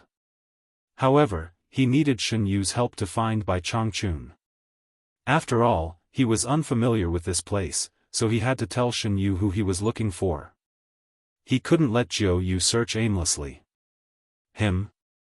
The expert in the human world, Bai Changchun, who challenged the emperor of the netherworld? Jiu Yu was shocked. Grey Cloud Xian was also suspicious and said, Why are you looking for him? There is naturally a reason why I am looking for him. As for why I am looking for him, once we find him, you will naturally know. Yu Qianzhou waved his hand. It was certainly not convenient to tell these two the truth. Grey Cloud Xian sneered. I've long suspected that there's something wrong with your collection. You really have other intentions. I've accompanied you all the way here in vain. Old Tsang. It's not nice of you to say that. If you hadn't followed me all the way here, would you have had the chance to come to the forbidden area of the underworld? Many people want to come here but don't have the luck. Yu Qianzhou pointed to the big moon in the sky and said, If you hadn't followed me all the way here, would you have had the chance to come to the forbidden area of the underworld to see such a big moon? Even immortal Emperor Jin Tai and Emperor of the Netherworld Bai Qi have not seen something like this. How many people can you find in the 3 realms? I'm afraid there isn't anyone except the 3 of us here. So you should thank me for bringing you here to feast your eyes. Nonsense. Grey Cloud Xian flicked his sleeve and turned his head away. He sneered. Jiu Yu is unlucky because he didn't see the big moon when he left here. I hope you and I won't be unlucky because we came here and saw the big moon. Don't worry. Long live I won't be unlucky. The one who will be unlucky is you. Yu Qianzhou retorted. Grey Cloud Xian snorted and didn't say anything. After spending so much time together, he knew that this guy had a sharp tongue. He would be in the wrong if they continued arguing, so he didn't say anything. Seeing that the two of them had stopped arguing, Shen Yu scratched his head and said, that Bai Changchun's cultivation level is not bad, but it is still far from Bai Qi and Jin Tai's cultivation level. If even the two of them can't come in, then that Bai Changchun can't come in either. Moreover, I heard that he was severely injured by the Emperor of the Netherworld. If I'm not wrong, that Bai Changchun should have died in the quarantine zone, so there is no need to find him. Bullsh *T. Yu Qianzhou shouted angrily. He pointed at Shen Yu and said, You better pray that he is alive. Otherwise, you won't be able to live either. Shen Yu was startled. He exchanged a look with Grey Cloud Xian. He didn't know why this guy suddenly turned on him. Grey Cloud Xian snorted coldly and said, Don't bother with him. This guy is a complete lunatic. Don't talk nonsense in front of me. Yu Qianzhou pointed at his head and said with a ferocious expression, Jiu Yu is dead. You won't be able to leave this place alive. Just stay here and guard the mausoleum for those dead gods. You must have taken the wrong medicine. Grey Cloud Xian's expression turned cold. He said indifferently, "You won't be able to get out even if Jiu Yu is dead. I'm warning you, before we leave this place, you better not touch him. Otherwise, I will cut off my way out. Since I can't get out, I will kill you first to avenge my grandson." "You can try," Yu Qianzhou said sternly. Grey Cloud Xin immediately retorted, "Then you can try. Let's see if I dare to kill you or not." The two of them were at each other's throats again. Jiu Yu stood there with a bitter expression. In short, he was the unluckiest one. Even if Grey Cloud Xin killed Yu Qianzhou, he would also be unlucky. He sighed and said, "Then try your best to find him. If you really can't find him, there's nothing I can do." This finally made Yu Qianzhou feel better. He snorted coldly and said, "This is such a big place. Where do we start? How are we going to find him? I don't know which direction Bai Changchun came from. Anyway, he has to jump over this cliff. Let's search along this cliff and ask someone along the way." Jiu Yu said helplessly. Yu Qianzhou looked around and asked suspiciously, "Who should we ask? The dead in the mausoleum definitely can't speak. Of course, we'll look for the living guarding the mausoleum." Shen Yu looked ahead and said, "I remember there are 2 adjacent mausoleums less than half a day from here. I know the people guarding the mausoleum, but I don't know if Grandma Yan is still there. After all, 150,000 years have passed." "All right." Yu Qianzhou casually took out his flying artifact, and the 3 of them flashed on it. Then, Yu Qianzhou coughed and said, "Old Song. Your cultivation is higher, so you should control it. That way, we can save some time." He had just fallen out with the other party, and now he immediately asked for help. He really had to put down his pride. People with thin skin would not be able to do that. Fortunately, Grey Cloud Xin did not want to waste time when the situation was unclear. He snorted coldly and looked at Yu Qianzhou with disdain. In the end, he still took over. Following the direction that Shen Yu pointed, the flying shuttle flew quickly. It took less than half a day for Shen Yu, and even less time for Grey Cloud Xin. In less than 4 hours, a mountain range began to appear under the silver moonlight. Under Shen Yu's guidance, Grey Cloud Xin slowed down and slowly flew toward a mountain that looked like the head of a monster. When they got closer, they could see that what looked like the eyes of 2 monsters were actually 2 bulging tombs. The 2 tombs were made of unknown dark red crystals, and they did not reflect light at all under the moonlight. Each of them was about 100 square meters, and they were less than 10 meters tall. And at the head of the monster mountain, there was a small single-family manor built with local materials and stones. Yu Qianzhou and Grey Cloud Xin looked at each other anxiously. After putting away the flying shuttle, Shen Yu flew to the front and said loudly, "Is Grandma Yan here? Xiaosu is here to see you." In the silence, there was suddenly an "oh" in the silent stone manor. I was wondering who it was. "It's Xiaosu. You haven't been here for many years. I thought you had forgotten about me."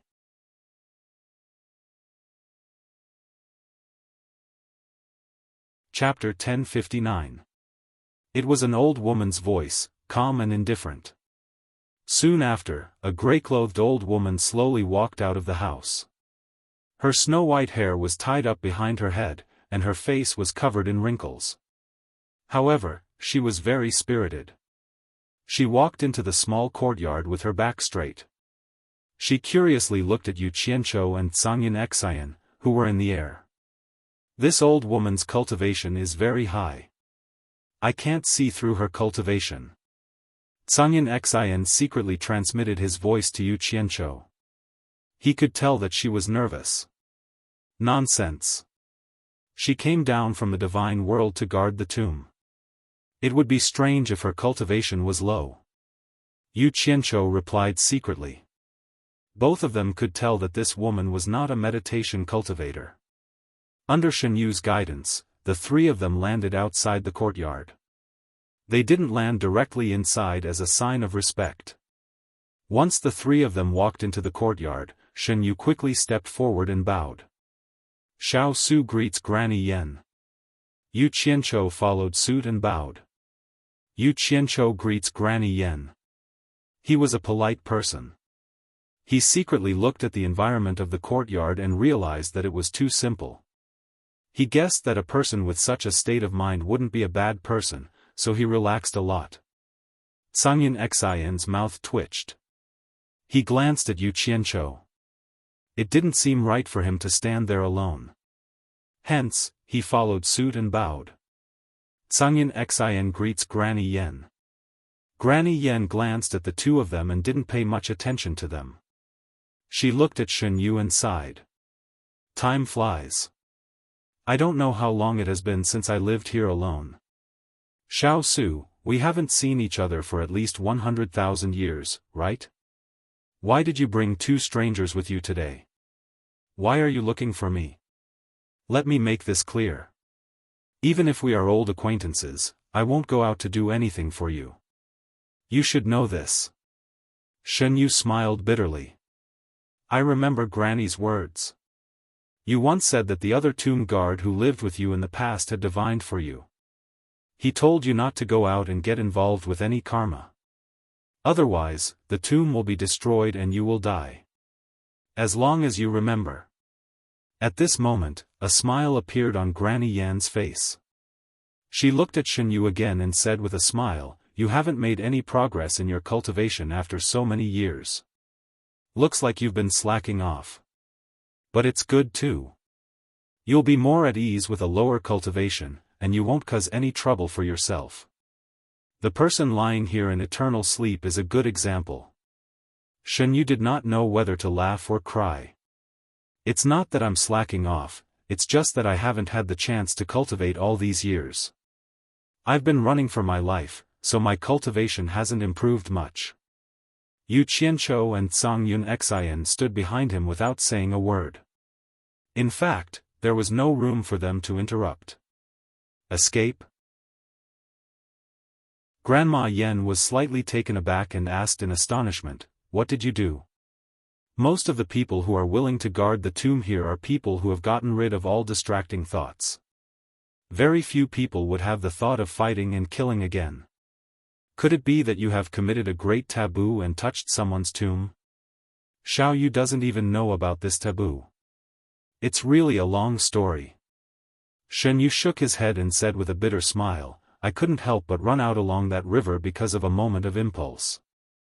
As a result, I've caused many disasters and haven't found a chance to return. In fact, I've just returned from outside. You can actually pass through the heavenly barrier? How is that possible? Granny Yen let out a breath of cold air. Then, as if it had nothing to do with her, she regained her calmness.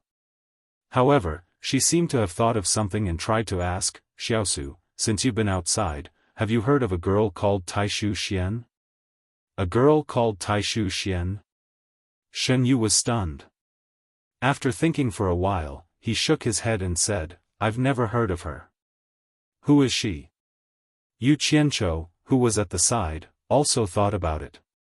He had heard of the ancestor of all demons, Taishu Zheng, but he was a man.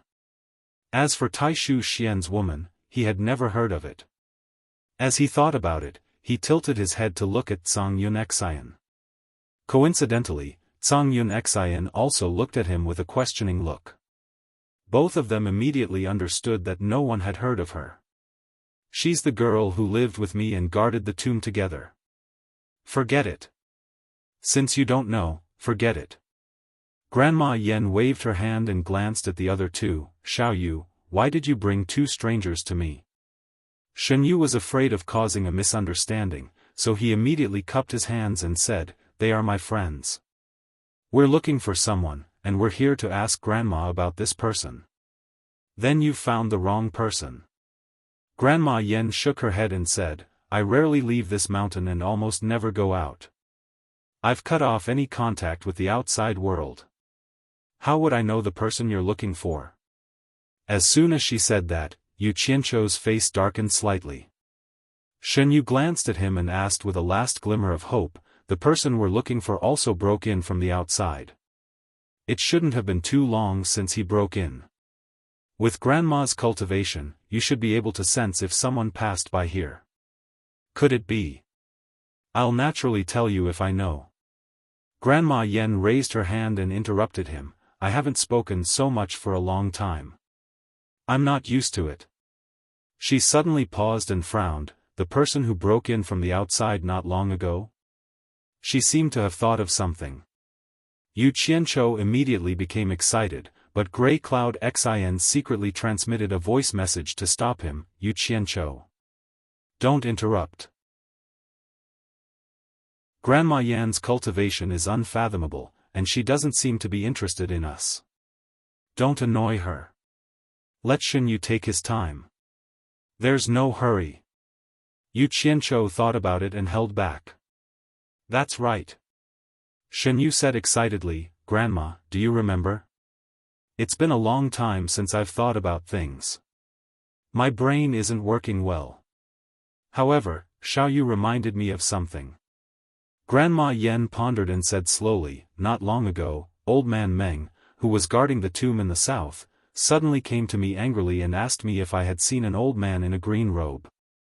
I asked him what was going on, and he said that he met an old man in a green robe not long ago. The old man passed by and asked him where this place was. After he told the old man the truth, who knew that the old man would bite the hand that fed him and set his eyes on his master's tomb. He said that he wanted to see how the god buried in the tomb was different from ordinary people. As a result, he angered Old Man Meng, and the two of them fought. The old man was only at the intermediate immortal emperor stage, while Old Man Meng was at the early minor god stage. Of course, the old man was no match for Old Man Meng, but he was quite good at escaping.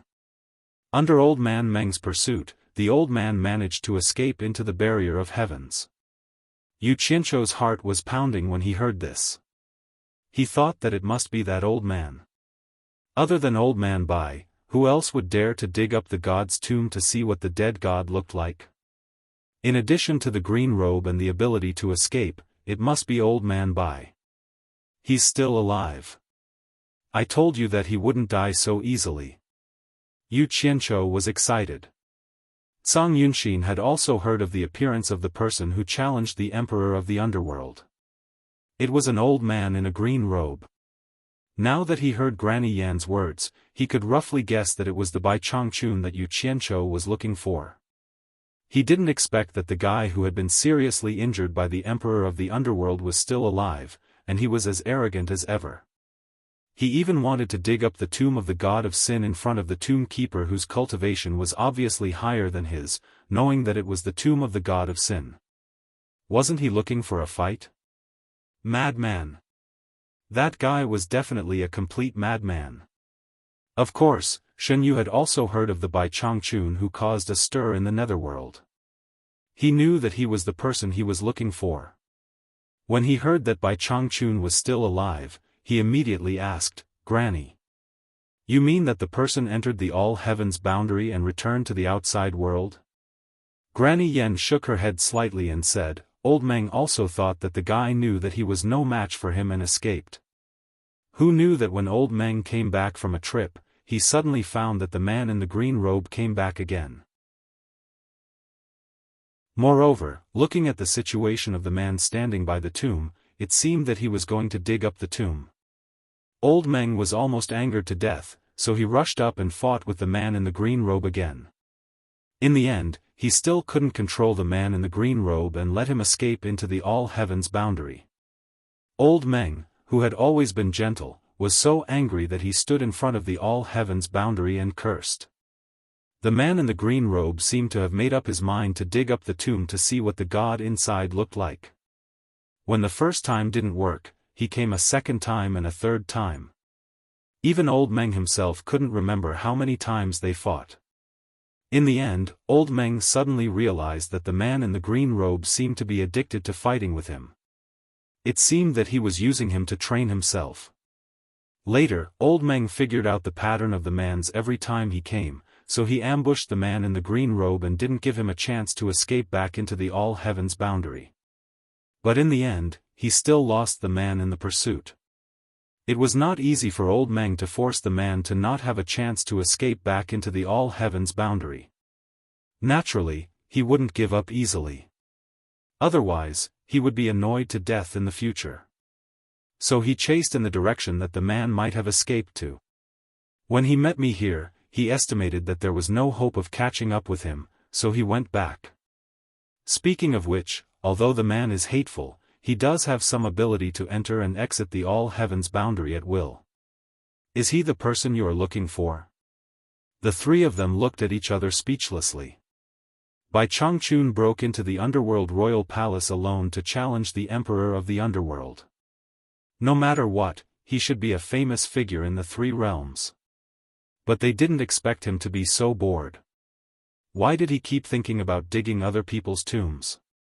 Could it be that there was some treasure in the tomb? The one who was the most speechless was Yu Qianzhou. He was a little embarrassed to admit that this was the master he was so proud of. Granny Yen looked at the expressions of the three of them and said indifferently, "It seems that it is. That person should be the person you are looking for. I don't care why you are looking for him. If you really want to find him, you can try your luck with old Meng. I guess the person you are looking for won't give up on old Meng so easily. All right. I've told you what I know. I haven't talked so much for a long time. I'm not used to it. Xiaofu, I won't keep you. Don't bring irrelevant people here in the future." She was asking them to leave. It seemed that she really didn't like these two strangers.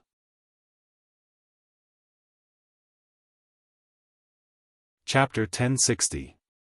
Since he had spoken so straightforwardly, the three of them naturally didn't want to stay and ask any more questions. With Jiao as the leader, they left one after another. The three of them walked out of the small courtyard obediently. Yu Qianzhou took out his flying instrument again. After the three of them boarded it, it was still Zhang Xian who drove it. Before leaving, the three of them once again bowed to Grandma Yen, who was standing in the courtyard. Just as the flying shuttle slowly flew away, Yu Qianzhou looked back again. His gaze inadvertently swept across the grave on the left side of the mountain, and he seemed to see a familiar name on the tombstone. That name flashed across his mind like a flash of lightning, but it was quickly captured by him. Immediately, he cried out in alarm, "Wait a minute. Old Zhang, stop." The flying shuttle that was about to accelerate suddenly stopped in the air. Zhang Xian looked back and said in a deep voice, "What do you want again? Don't be crazy again. Don't you know where you are?" Grandma Yen, who was about to turn back to her house in the courtyard, also turned around when she heard the voice. Her eyes flickered as she stared at the few people on the flying shuttle. Jiao Yu awkwardly bowed to Yu Qianzhou and apologized. Then, he gently pulled Yu Qianzhou and said in a low voice, "If you have anything to say, wait until we leave this place. Don't make too much noise here. If you disturb the resting dead, Grandma Yen will not be happy." Yu Qianzhou raised his hand and waved away his hand that was pulling him. His puzzled gaze kept sweeping back and forth between the two piles of graves that looked like the eyes of a monster. On the tombstone on the left was written, "Father, Taishu Zheng's tomb." "Woman, Taishu Xian's tomb," on the right was written, "Husband, Moon God's tomb." "Wife, Yan's tomb." Taishu Zheng. Taishu Xian. Aren't all the gods buried here? Why is Taishu Zheng's tomb here? Yu Qianzhou's eyes narrowed slightly, frowned and pondered for a while, shook his head and muttered to himself, "Maybe it's a coincidence that we have the same name." Then he came to his senses, waved his hand at Zhang Xian and said, "It's all right, I didn't leave, right?"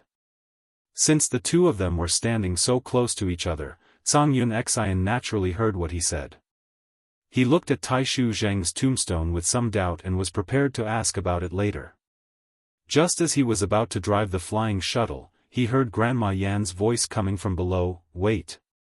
The three of them were shocked, thinking that Yu Qianzhou's loud voice had angered her. Shen Yu immediately smiled bitterly and cupped his hands at her, "Grandma Yen, please calm down.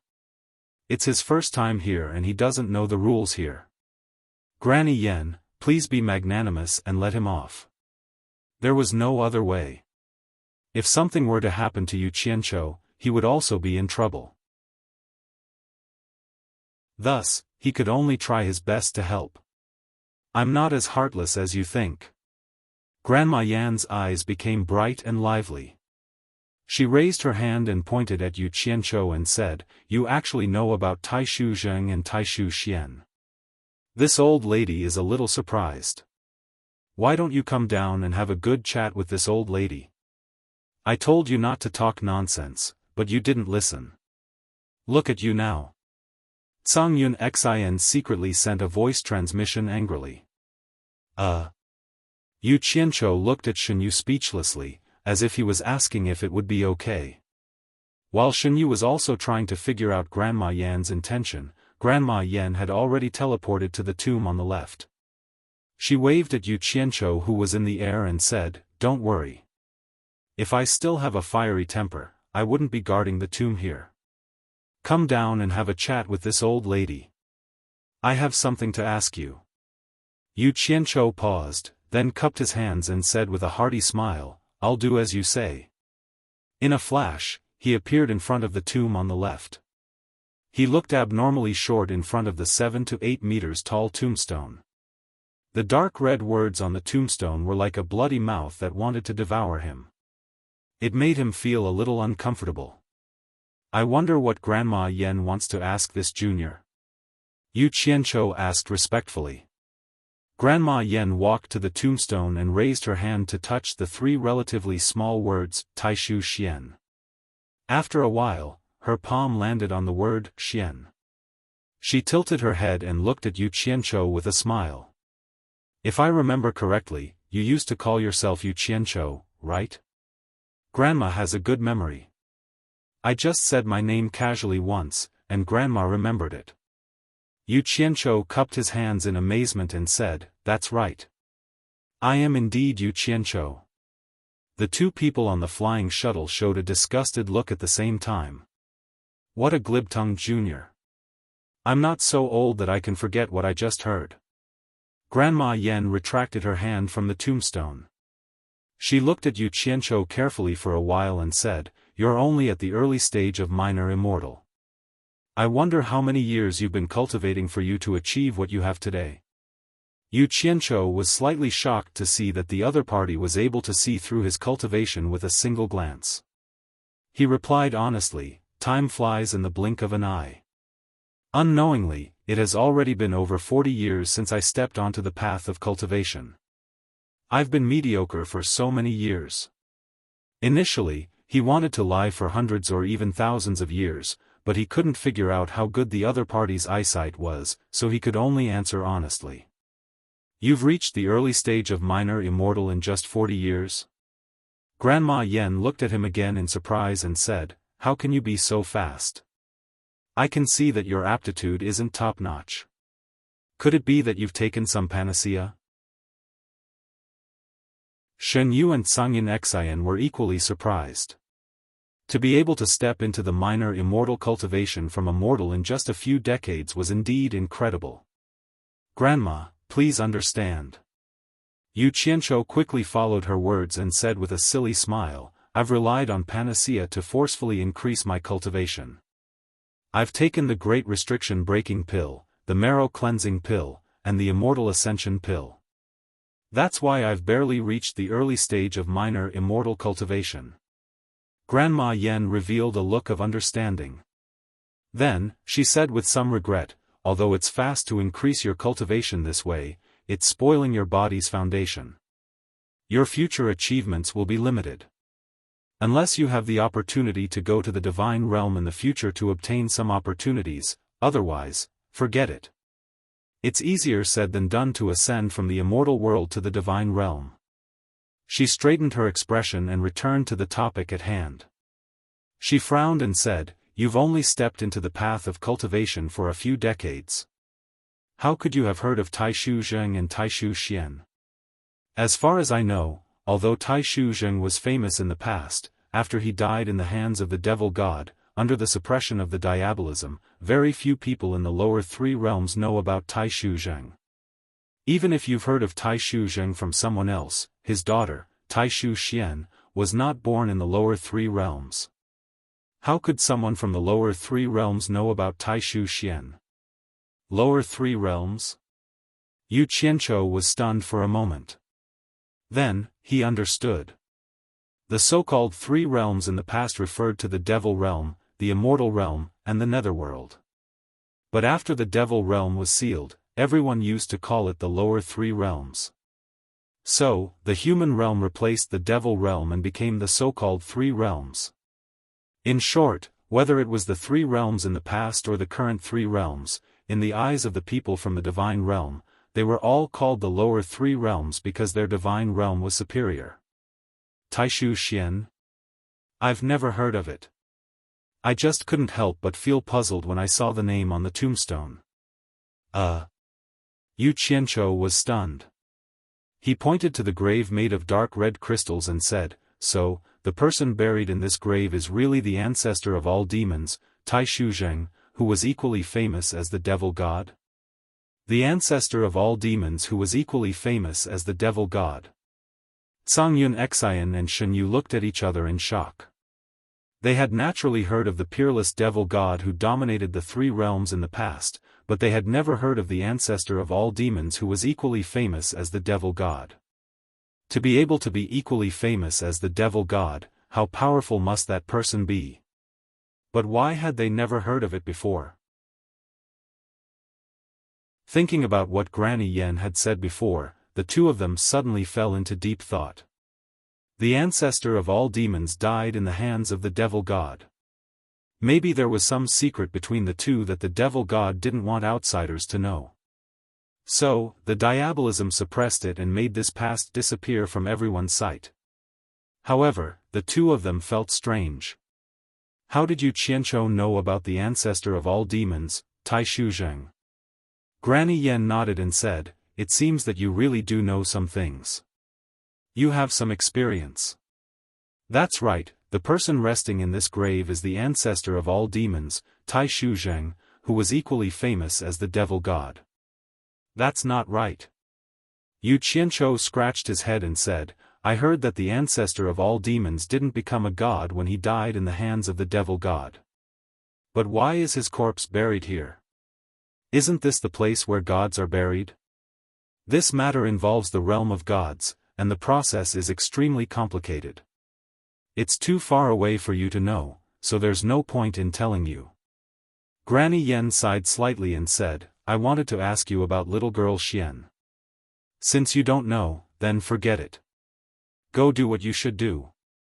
After saying that, she turned around and left. However, Yu Qianqiu couldn't stand it. Bai Suzhen was currently cultivating the Thousand Demons Heart Sutra left behind by Tai Shu Zheng.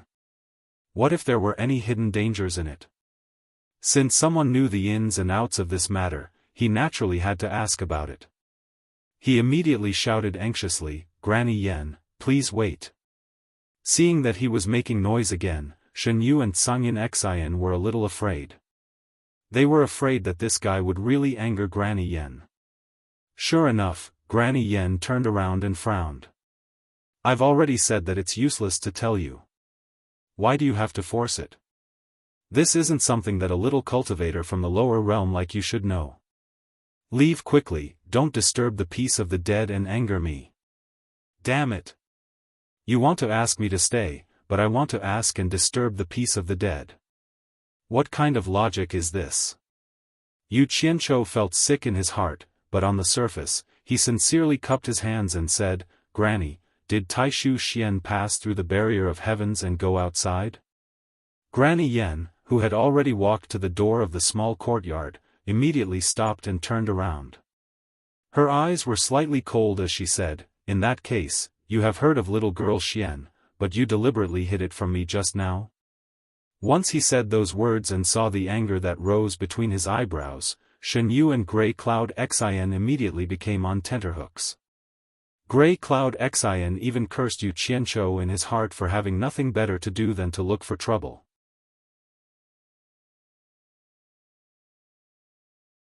Chapter 1061. Yu Qianqiu, on the other hand, did not think this way. He was more confident in bargaining because he had guessed Taishu Xian's whereabouts correctly. He cupped his fists respectfully and said, "Junior has always yearned for those legendary seniors. Therefore, every time I hear about their deeds, if I don't ask them about it, I will feel as if I'm sitting on pins and needles.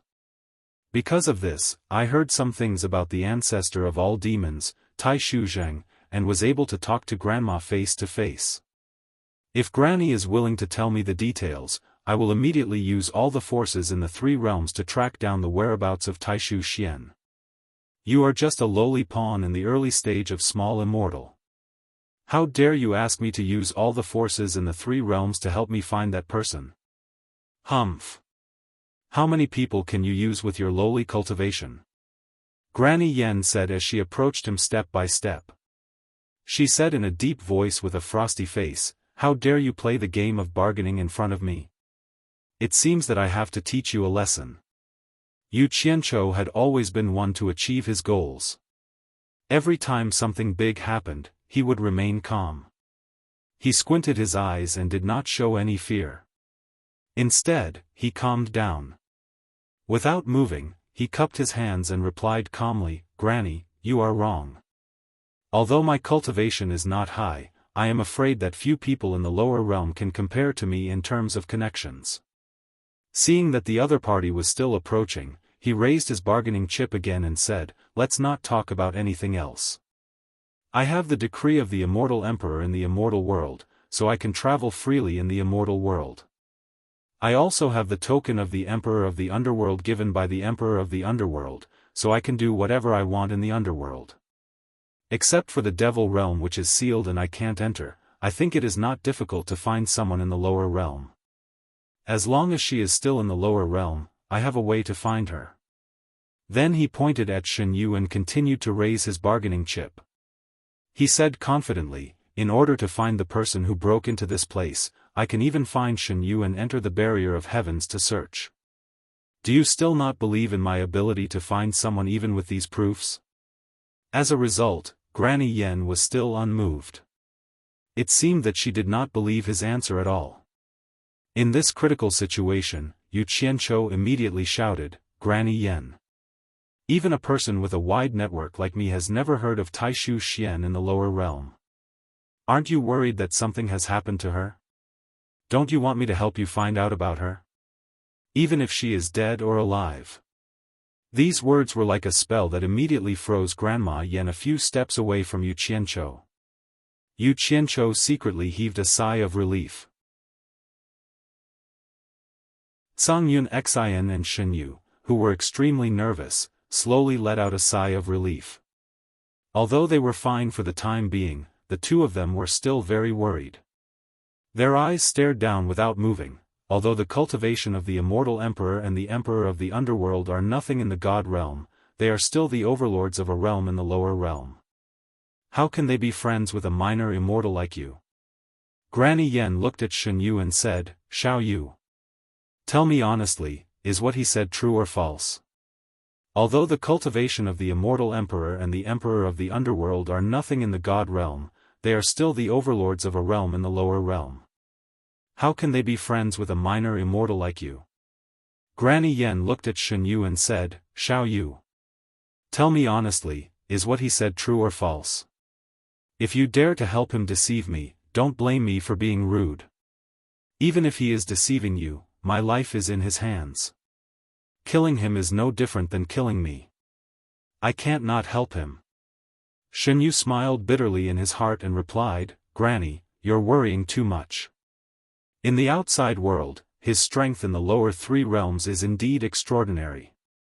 Don't be fooled by his low cultivation level, he's the sect master of the World Chamber of Commerce in the immortal world. This time, the immortal emperor of the immortal realm even sent the chief consecrator of the number 1 sect, Heartless Palace, to protect him." Then, she pointed at Qing Yun Xian and continued, "Just before we entered the barrier of heavens, I saw him talking to the Emperor of the Underworld in the endless horizon with my own eyes. What he said is true." Shen Yu could be said to have helped with all his might this time, but he had no other choice in order to save his life. Granny Yen slowly turned her head and looked at Yu Qianzhou and said, "In that case, can you guarantee that you will help me find little girl Xian?" This. Yu Qianzhou pondered for a while, then shook his head and said, "I never boast shamelessly. If I can do it, I can do it. If I can't, I won't boast. If Granny says that she will, I can't guarantee that I will definitely help you find her. Since she has not been famous for so many years, I am worried that she might have met with an accident. But as long as she left some clues outside, I'll be able to find out about her." Qin Yun Xian, who was on the flying shuttle, really wanted to despise him. Wasn't he boasting shamelessly? The outside world was so big, and so many years had passed. Even if the Emperor of the Underworld and the Immortal Emperor joined forces, they might not be able to find out anything about Taishu Xian from some clues. "You're amazing. You're more amazing than Jin Tai and Bai Qi combined." Although he thought about it, he naturally wouldn't expose it. After all, it also involved his fate. However, he still quite admired that guy. As long as he was determined, he dared to lie to anyone. He was really audacious. Jiu Yu, who was helping the villain, looked at Yu Qianzhou speechlessly. Little did he know that Yu Qianzhou didn't promise to do everything. Instead, it made Granny Yen believe in his ability.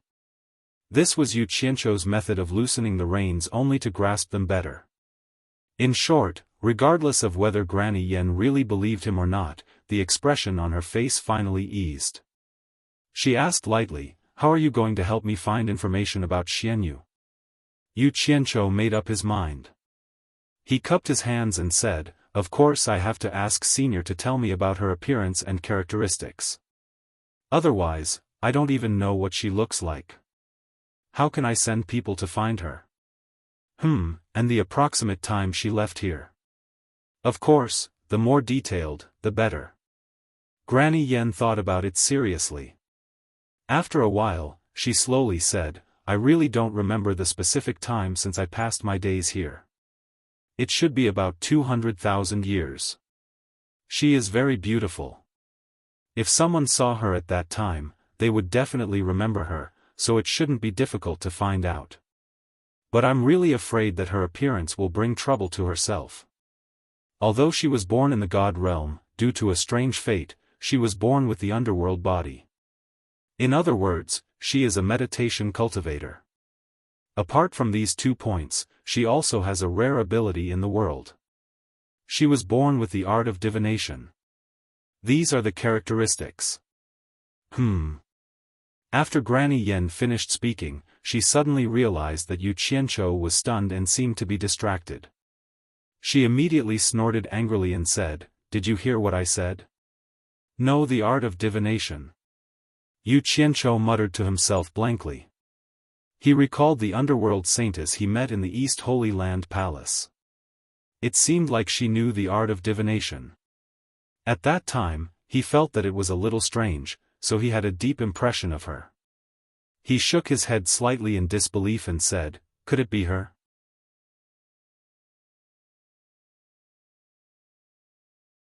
Chapter 1062. As soon as he said this, although his voice was soft, it immediately attracted the attention of the 3 people. They all looked at him in disbelief. Grey Cloud Xian stared blankly for a moment, then his lips curled into a disdainful smile. Based on his understanding of Yu Qianzhou, he didn't think there was such a coincidence. Yu Qianzhou knew him as soon as he said he knew him.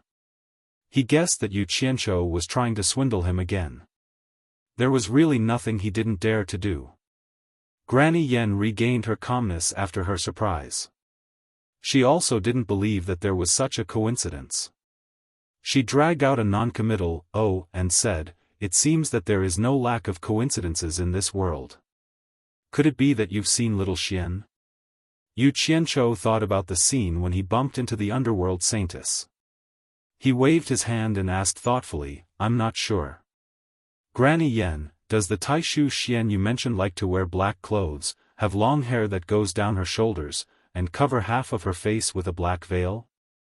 Listening to him speak so clearly, Zhang Yunxin and Shen Yu looked at each other as if asking each other if they believed what he said. Granny Yan's eyes lit up and she said excitedly, "That's right." Little girl Xian had always had long hair that was unrestrained, and she liked to wear black clothes. As for the black veil that covers half of her face, it must be to hide her appearance. Does the person you mentioned know divination? Yu Qianzhou shook his head and smiled bitterly. It's because you said Taishu Xian knows divination. When I first met that person, she used a pentagonal black sand table to perform divination for me. Black sand table. Granny Yan interrupted him in surprise. She took a step forward and grabbed Yu Qianzhou's wrist. She said excitedly, "That's right, it can't be wrong. Little Xian is used to using black sand to perform divination. You must have seen her. Tell me, what happened to her?" Zhang Yunxin and Shen Yu looked at each other again. Really? She can't be so accurate, right? Yu Qianzhou grimaced and waved his hand. With a twisted expression, he said, "Granny Yan. I know that you have a high cultivation level. Let's talk nicely. There's no need to get physical." Grandma Yan immediately reacted. She was too excited and used too much strength to pinch him. She let go of her hand in embarrassment and apologized, "I lost my composure. Sigh. I am greatly indebted to her mother. Before she passed away, she entrusted her to me to take care of her. For so many years, there has been no news of her. Now that I suddenly receive news of her, I can't help but lose control of my emotions. I hope that you can understand this old woman." "I'm sorry." "Understood. Understanding. If that's the case, then there's no mistake. We're talking about the same person." Yu Qianzhou waved his hand heartily and said with a hearty laugh, "I've never known her name, but it turns out that her name is Taishu Xian. He. It seems that some things are predestined by the heavens. She and I are good friends, and she has a close relationship with you, Granny. Now that I have met you, Granny, if this isn't fate, then what is it? You're good friends with her." Grandma Yan looked at Yu Qianzhou with an infinitely gentle expression. She reached out to hold his hand and patted it gently, like a grandmother looking at her grandson. She nodded repeatedly and said, "That's right. It's indeed fate. Tell me quickly, how is she now?" Zhang Xian and Shen Yu were dumbfounded as they watched the two of them turn from a hostile couple into a close family. They didn't expect the world to be so unpredictable. It was really a coincidence that the Taishu Xian that Grandma Yan was looking for turned out to be a good friend of Yu Qianzhou. Even in their dreams, they didn't expect that Yu Qianzhou would pull their relationship all the way to the netherworld forbidden area. Yu Qianzhou didn't care so much. He was worried that the myriad demon heart sutra that Bai Suzhen was cultivating might have some hidden dangers. He wanted to deceive her and figure out the situation first. As for the future, he could think about it later. Anyway, he didn't do anything against reason, so there was no need for him to feel guilty. Thus, he patted Grandma Yan's hand intimately and said with a smile, "Granny, you can rest assured. Taishu Xian is living very well now. I'm afraid that no one in the netherworld or immortal world dares to touch her." "Oh. What do you mean?" Grandma Yan held his hand with both her hands, like a grandparent and grandchild who hadn't seen each other for a long time talking about their family. This happy scene was enviable to the onlookers. Yu Qianzhou looked back at the two people on the flying shuttle with a smile and said, "Actually, speaking of this Taishu Xian, although you haven't seen her before, the two of you must have heard of her great name. Her current status in the netherworld can be said to be second only to the emperor.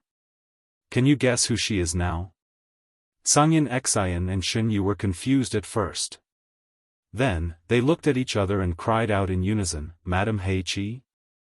Grandma Yan frowned and said, "Madam He Qi? Could it be that little Xian has found a man she likes?" Yu Qianzhou's face twitched. He looked at the two disdainfully and said, "Is that all you know? Madame He Qi is nothing. She is only the concubine of the Emperor of the Underworld, Bai Qi. Haven't you heard of the Underworld Saintess?" "Underworld Saintess?" Tsangyan Xian and Shen Yu cried out in surprise again. The two of them had naturally heard of the Underworld Saintess. However, this person was even more reclusive than the Emperor of the Underworld. She almost lived in seclusion in the Underworld Royal Palace. She was very mysterious. As time went by, unless someone mentioned her, very few people would remember her existence. Compared to Madame He Qi, who had millions of soldiers and horses under her control, although the Underworld Saintess had a higher status in the Underworld Royal Palace, Madame He Qi seemed to be second only to the Emperor of the Underworld. At this moment, Tsangyan Xian really wanted to ask Yu Qianqiu, "Are you kidding me? You are a close friend of the Underworld Saintess?" However, revealing Madame He Qi's secret was no different from digging a hole for himself. When he thought of the conversation between the Emperor of the Underworld and Yu Qianqiu, who actually let everyone go, he couldn't help but let his imagination run wild. "That's right." Yu Qianqiu turned around and looked at Grandma Yan with a smile. "I am now sure that Taishu Xian is the Underworld Saintess conferred by the Underworld Emperor as the Underworld Saintess. She is very safe now. Grandma, you don't have to worry about her safety." "That's good." Grandma Yan heaved a sigh of relief. Yu Qianqiu was a little puzzled and asked, "Since Taishu Xian can enter and exit the boundary of heavens, why didn't she come back to see you after more than 200,000 years? Could it be that Grandma had some conflict with her?" "You've got the wrong idea. I brought her up by myself. I treat her as my own granddaughter. The two of us are lonely and depend on each other. How could there be any conflict?" Grandma Yan let out a long sigh and recalled with a confused look in her eyes, "Speaking of which, it's all my fault. I shouldn't have told her about her background. That year, she suddenly speculated that there would always be a loophole in the boundary of heavens, and the insurmountable boundary of heavens would open a path for a short period of time. The little girl was thinking about avenging her parents and decided to take advantage of this opportunity to escape from the boundary of heavens. She wanted to find a chance to avenge her parents outside. I couldn't persuade her, so I could only let her be." "Avenge her parents?" Yu Qianqiu looked at the towering tombstone beside him with a puzzled look and sighed. "I didn't expect Taishu Zheng, the ancestor of all demons, to have a daughter. In that case, Taishu Xian wants to seek revenge on the demon god. Her ambition is commendable. I hope she can kill the demon god as soon as possible." Because of this, he thought of Yan Zhuixing. Although he had gone to the sealed demonic world, he couldn't let go of the fact that he had the background of the demon god. He was afraid that the bastard would make a comeback at any time. If the Saintess of the Underworld had a way to eliminate the demon god, the pressure on him would be greatly reduced. No matter how powerful Yan Zhuixing was, he had the courage to fight him. However, the demon god's reputation was too great. Although he had gone to the divine world long ago, his heart-palpitating legend still lingered in the three realms. His influence had lingered for a long time. It was very frightening. Seeking revenge on the demon god? It's easier said than done. Grandma Yan's pupils shrank. She seemed to have thought of something and her eyes were filled with horror. She shook her head with great difficulty and said, "You haven't seen the power of the demon god. It's hard to imagine how terrifying he is.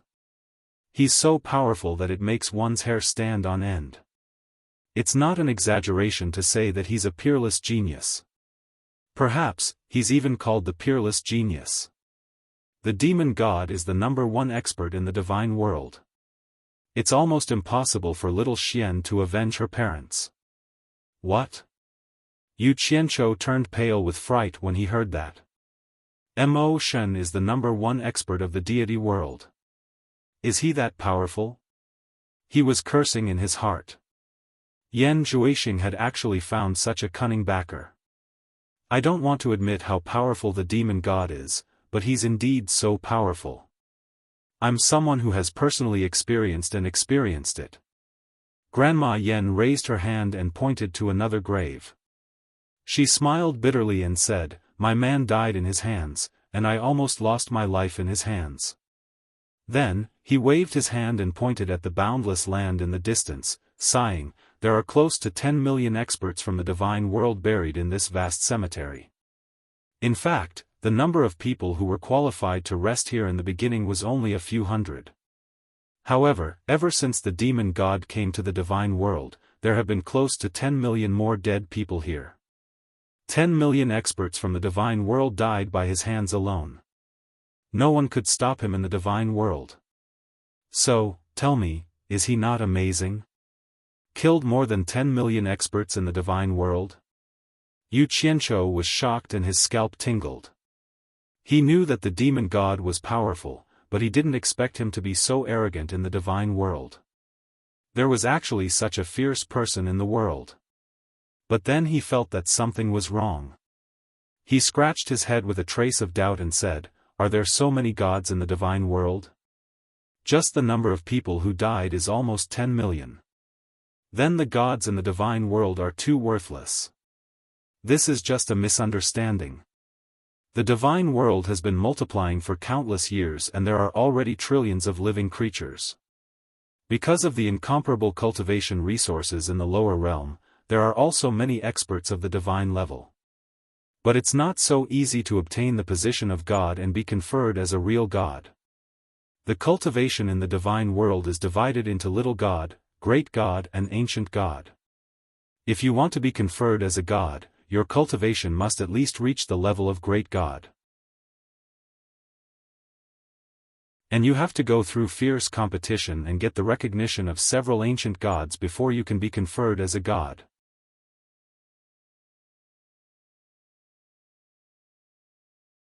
Chapter 1063. Speaking up to this point, Grandma Yen shook her head with a bitter expression and said, "However, it's precisely because the few ancient gods held the power to become gods that they provoked the demon god. He single-handedly turned the entire divine world into a bloodbath, and it almost fell apart and couldn't be resolved." Although they were shocked by the fierceness of the demon god, they couldn't help but admire him. He was indeed a peerless genius. He single-handedly turned the entire divine realm upside down. What kind of demeanor was that? The demon god made such a big movement in the divine realm. Could it be that he wanted to share the power to become gods with the few ancient gods? Yu Qianzhou wondered. After all, people rarely went on a killing spree if there was no conflict of interest. No. It's not because of this. Granny Yen let out a long sigh and said, "Deities are also made by humans. No matter how high the cultivation of a god is, he is still a human. Humans have selfish thoughts. The few ancient gods held the power to become gods. In addition, after so many years of reproduction, their respective races could be said to have many descendants. Since they had selfish thoughts, they would naturally fight for the interests of their own race. At least, they would be biased towards their own descendants. Therefore, for many years, whenever a new deity position was formed in the world, most of it would be divided by the few ancient gods. It was very difficult for others to gain anything. As she spoke, she raised her hand and pointed to Taishu Zheng's tombstone and said, "Taishu Zheng, the demon god, and little Xian's mother." The tragedy between the three of them began.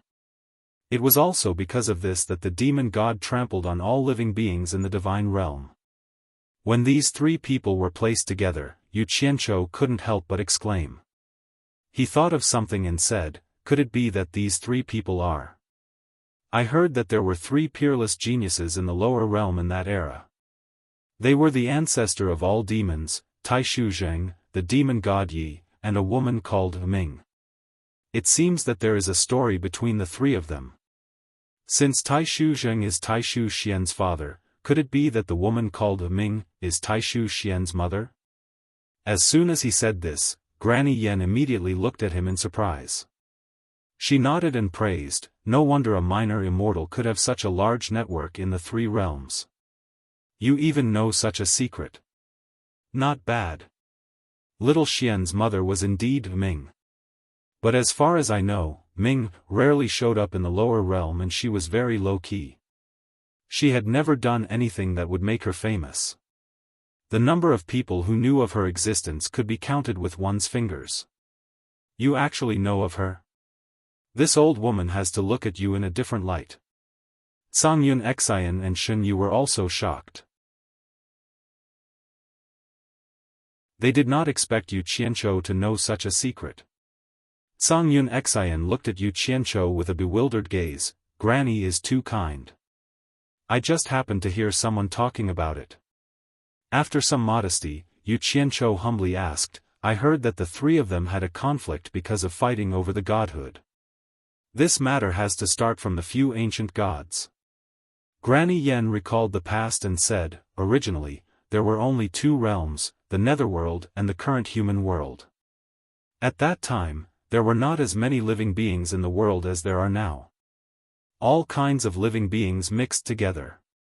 Among them, there were 12 great gods with profound cultivation, who are now known as the ancient gods. Later, as all kinds of living beings multiplied, the human world could no longer accommodate them and became more and more crowded. Therefore, the 12 ancient gods opened up 71 human worlds for all living beings to multiply and live in. Thus, there were 72 worlds in the human world. Finally, it's not crowded anymore. Then, one of the 12 ancient gods suggested that each person rule 6 realms. This method of equal distribution was agreed upon by the majority. However, the war god of the 12 ancient gods felt that it was unreasonable to divide the realms equally. They should divide the realms according to their strength. Due to his unfathomable strength, most people dare not speak out even if they are angry. Moreover, the 2 experts among the 12 ancient gods who can suppress the war god are not here. The publicly acknowledged number 1 expert, Dao, is elusive, appearing and disappearing from time to time. No one has seen him face to face. Among the 12 ancient gods, the great coiling dragon god and the great phoenix god only follow Dao's orders. Before receiving Dao's decree, they will not express any opinion on this matter. The other indignant ancient gods could only find another great god who could suppress the war god, Yi, to uphold justice. However, Yi's whereabouts were also uncertain. He often traveled in the vast sea of stars in the universe. Just when the war god was about to make a mess, Yi suddenly returned from the vast universe. The other ancient gods were overjoyed and looked for him to uphold justice. Therefore, he found the war god and persuaded him to keep the peace. In the end, the war god refused to accept his mediation. As expected, the 2 of them fought. They fought several times. The war god was no match for Yi. In his anger, he ignited the 2 souls and 7 spirits of his 3 souls and 7 spirits, wanting to perish together with everyone. He had no choice but to draw the supreme god Bao and attach his life spirit to it. The other 2 souls and 7 spirits attached to the 9 heaven and earth splitting arrows. He shot 9 arrows in a row and sealed the ignited 2 souls and 7 spirits of the war god in 9 different time and space. An unprecedented battle that shocked the ancient gods ended just like that. And the 2 ancient gods fell apart just like that. Yu Qianqiu and the others listened with rapt attention. In fact, they had more or less heard of this legendary battle. It was just that too much time had passed, and there were many different versions of it. This was the first time they had heard of such a detailed story, and they couldn't help but sigh with emotion. TSK TSK. A godly bow and arrow that could even seal a war god, its power is truly extraordinary. I wonder where these godly weapons ended up in the end? Yu Qianqiu suddenly asked. He was thinking that if he could gather the 10,000 swords of the demon monarch of swords into one heaven and earth splitting arrow and then find the supreme god Bao, he should be able to deal with the demon monarch. It would be even better if he could kill the demon monarch with one arrow. Divine weapons can only be obtained by those who are fated. Grandma Yen shook her head and said, "There's no need to even think about the 9 heaven and earth splitting arrows. Our time and space is the main battlefield of the battle back then. The 9 divine arrows have already traveled to 9 other time and space. Unless someone's cultivation has reached the realm of the great god Yi and can travel to different time and space, how can they be found?" Hearing this, Zhangyan Xian and Yu Qianzhou couldn't help but glance at each other. Their eyes were filled with suspicion because they both knew that the 10,000 flying swords in the hands of the demon monarch of swords were the legendary great god Yi's heaven and earth splitting arrow. Could it be that the legend was wrong? Or was it that the demon monarch of swords didn't have the heaven and earth splitting arrow at all? Otherwise, how could the divine arrow that had traveled to 9 other time and space return? Grandma Yen continued, "However, the supreme god Bao is still in our time and space. Moreover, it's very likely that it's lying dormant in one of the 72 worlds in the human world. It's just that even the ancient gods couldn't find it. We don't know where it has gone." "What happened after that?" Yu Qianzhou asked while the iron was hot. He still had to look for Bai Chongqun and didn't have time to waste here. Naturally, it was better to get to the bottom of things as soon as possible. Grandma Yen didn't hide it from him. She tilted her head to look at the tomb of the moon god and sighed. After that war, the 72 worlds that were originally divided by 12 people became 10 people. Naturally, they couldn't even share it even if they wanted to. In the end, they had to go to war again. At this time, the great phoenix god brought the decree of Tao. He asked them to stop fighting and give up the 72 worlds in the human world to all living beings. He asked the gods to open up a new world to live in and restricted them to not easily step into the human world in the future. When Yu Qianzhou heard this, he couldn't help but ask, "I heard that there's an illusory god in the god realm. The dragons and phoenixes are his messengers. Is it this Tao? You even know about the god realm. It seems that you're really knowledgeable." Grandma Yen nodded in appreciation and said, "That's right. There's an illusory god in the god realm, which is the Tao that I mentioned just now. The dragons and phoenixes are willing to be his messengers. Will the gods really listen to him obediently and give up the 72 worlds that have already been opened up?" Yu Qianzhou said in disbelief. "Of course not. You should know that even if it's an ancient god, it's not easy to open up a world. The energy required is also abnormally huge." Grandma Yen suddenly sneered and said, "At that time, there were people who refused to do so. In the end, the coiling dragon god brazenly made a move and fought with the ancient god. In the end, he killed the ancient god. Everyone immediately swallowed their complaints and listened to him obediently. You should know that apart from the coiling dragon god, there was also the great phoenix god who was eyeing them covetously. Moreover, the two of them even had the support of Tao. Who dared to say anything? Therefore, the gods were forced to open up a world together. This world was much bigger than the 72 worlds combined. It is now the celestial world in the lower realm.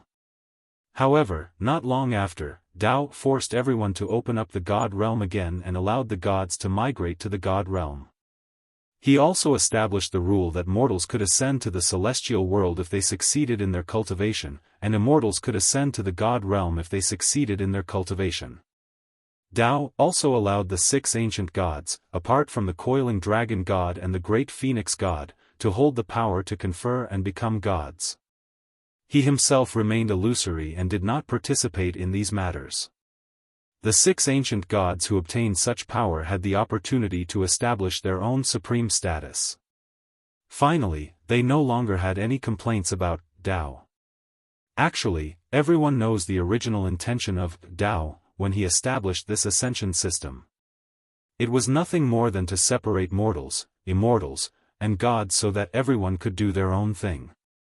Otherwise, the mortals with the weakest strength would forever be deprived of all the rights to live by the strong. There would be no chance for them to make a comeback at all. However, people were greedy. Even if they had a high and mighty position, they still could not be satisfied. The 6 ancient gods used the power in their hands to constantly expand their strength. They all wanted to seize the supreme power of life and death that looked down on everything.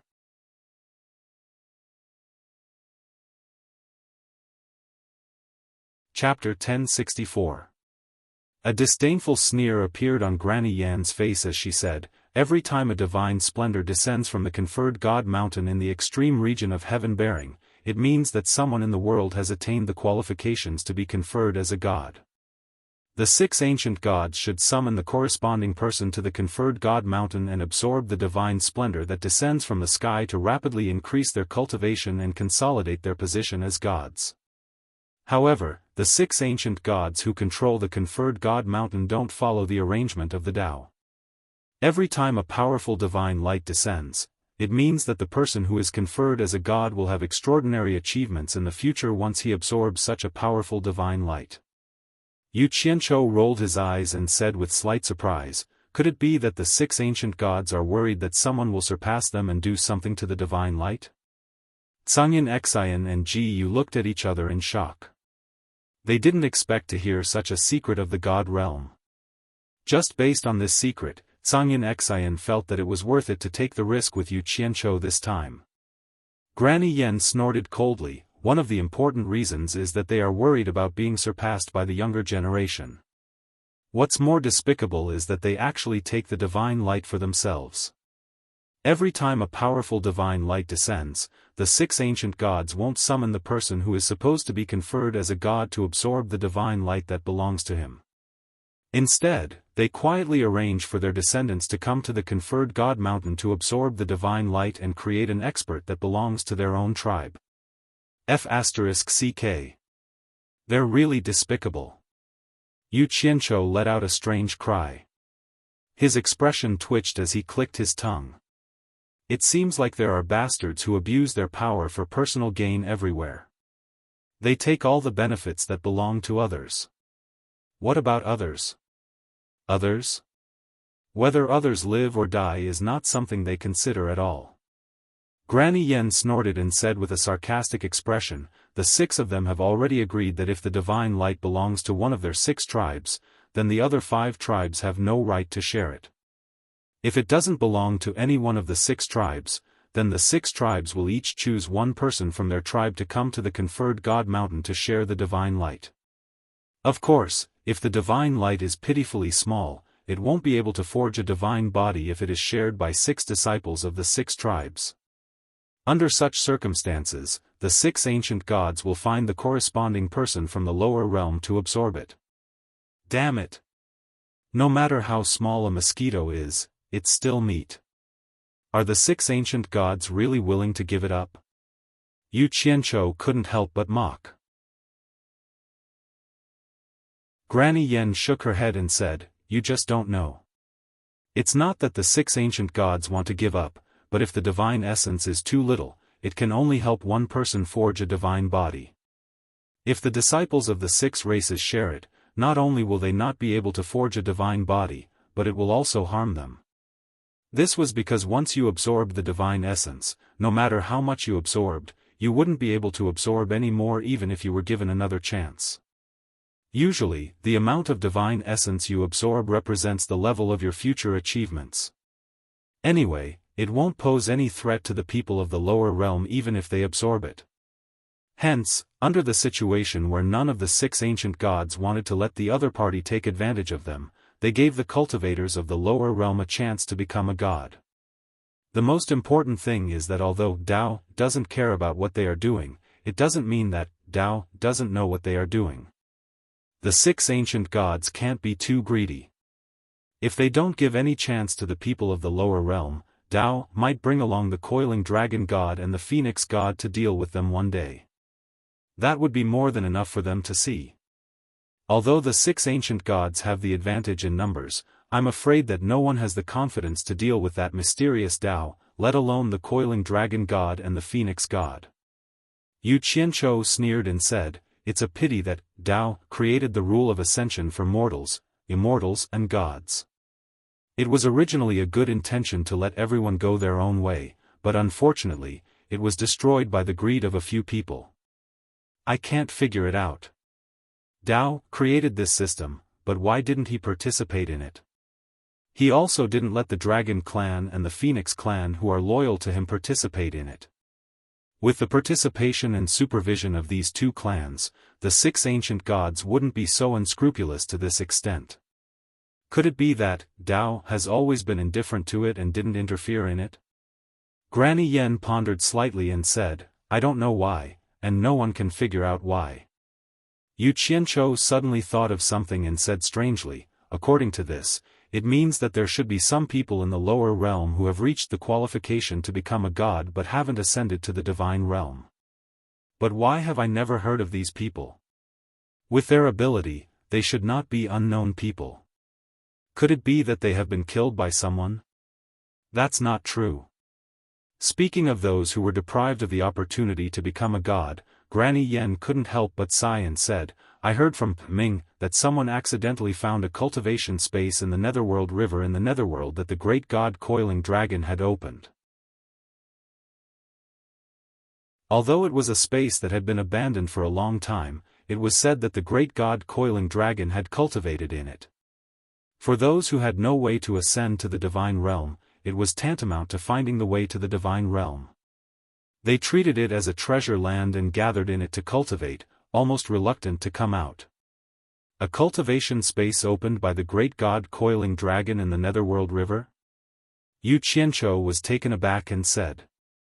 Shen Yu, who was on the flying shuttle, also couldn't help but let out an ah. The two of them looked at each other and obviously guessed something. Grey Cloud Xian looked at the two of them in confusion. He didn't know why the two of them were so surprised. Granny Yen also glanced at the two of them and asked, what's wrong? Do the two of you know that place too? Yu Qianzhou looked at Shen Yu again and guessed that the other party had the same guess as him. He then replied, I heard that there is a mysterious place in the Netherworld River, and there are almost godlike experts in it. It is called the Netherworld Spirit Mansion. I wonder if it is the cultivation space abandoned by the great god Coiling Dragon that you mentioned, Granny? You really are a knowledgeable person.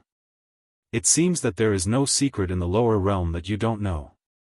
I only knew about it from Ming. Granny Yen nodded with admiration and said, that's right. The place that Ming mentioned was named the Netherworld Spirit Mansion by the people who gathered there. Grey Cloud Xian took a deep breath and his face was full of shock. He didn't expect that there were so many godlike experts in the Netherworld. He felt that it was really worth it to take the risk with Yu Qianzhou this time. He actually knew such a big secret. If he brought this news back to the Passionless Palace, it would definitely be a great contribution. Sure enough. Yu Qianzhou nodded slightly. After thinking for a while, he changed the topic and asked, so? Did the demon god massacre the god realm because the divine essence that belonged to him was divided by the tribes of the 6 ancient gods? But that's not right. If it was divided, how could he ascend to the god realm and become a demon god? That's because the demon god Yu was too powerful. Granny Yen shook her head and sighed.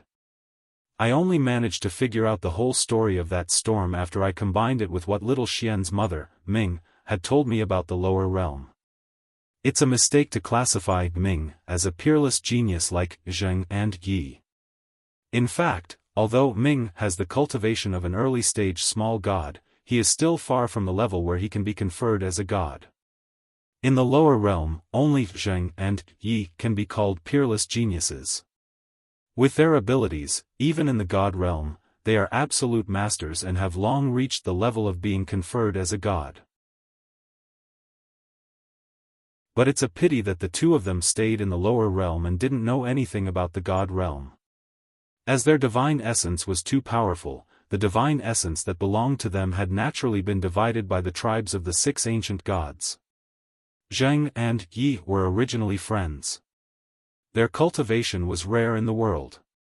Although the latter was a little stronger than the former, the difference was not too big. It's funny that the two of them didn't know anything about the God realm. They still appreciated each other and became good friends, working together to pursue the path to become a god. Later on, the two of them met Ming. Ming was a rare beauty in the world and her cultivation was also extraordinary. It made the two of them fall in love with Ming at first sight. And Ming was also amazed by their high cultivation and was very happy to become friends with them. As the saying goes, time breeds love. Not only did the two men fall in love with Ming, even Ming also developed feelings for Zheng.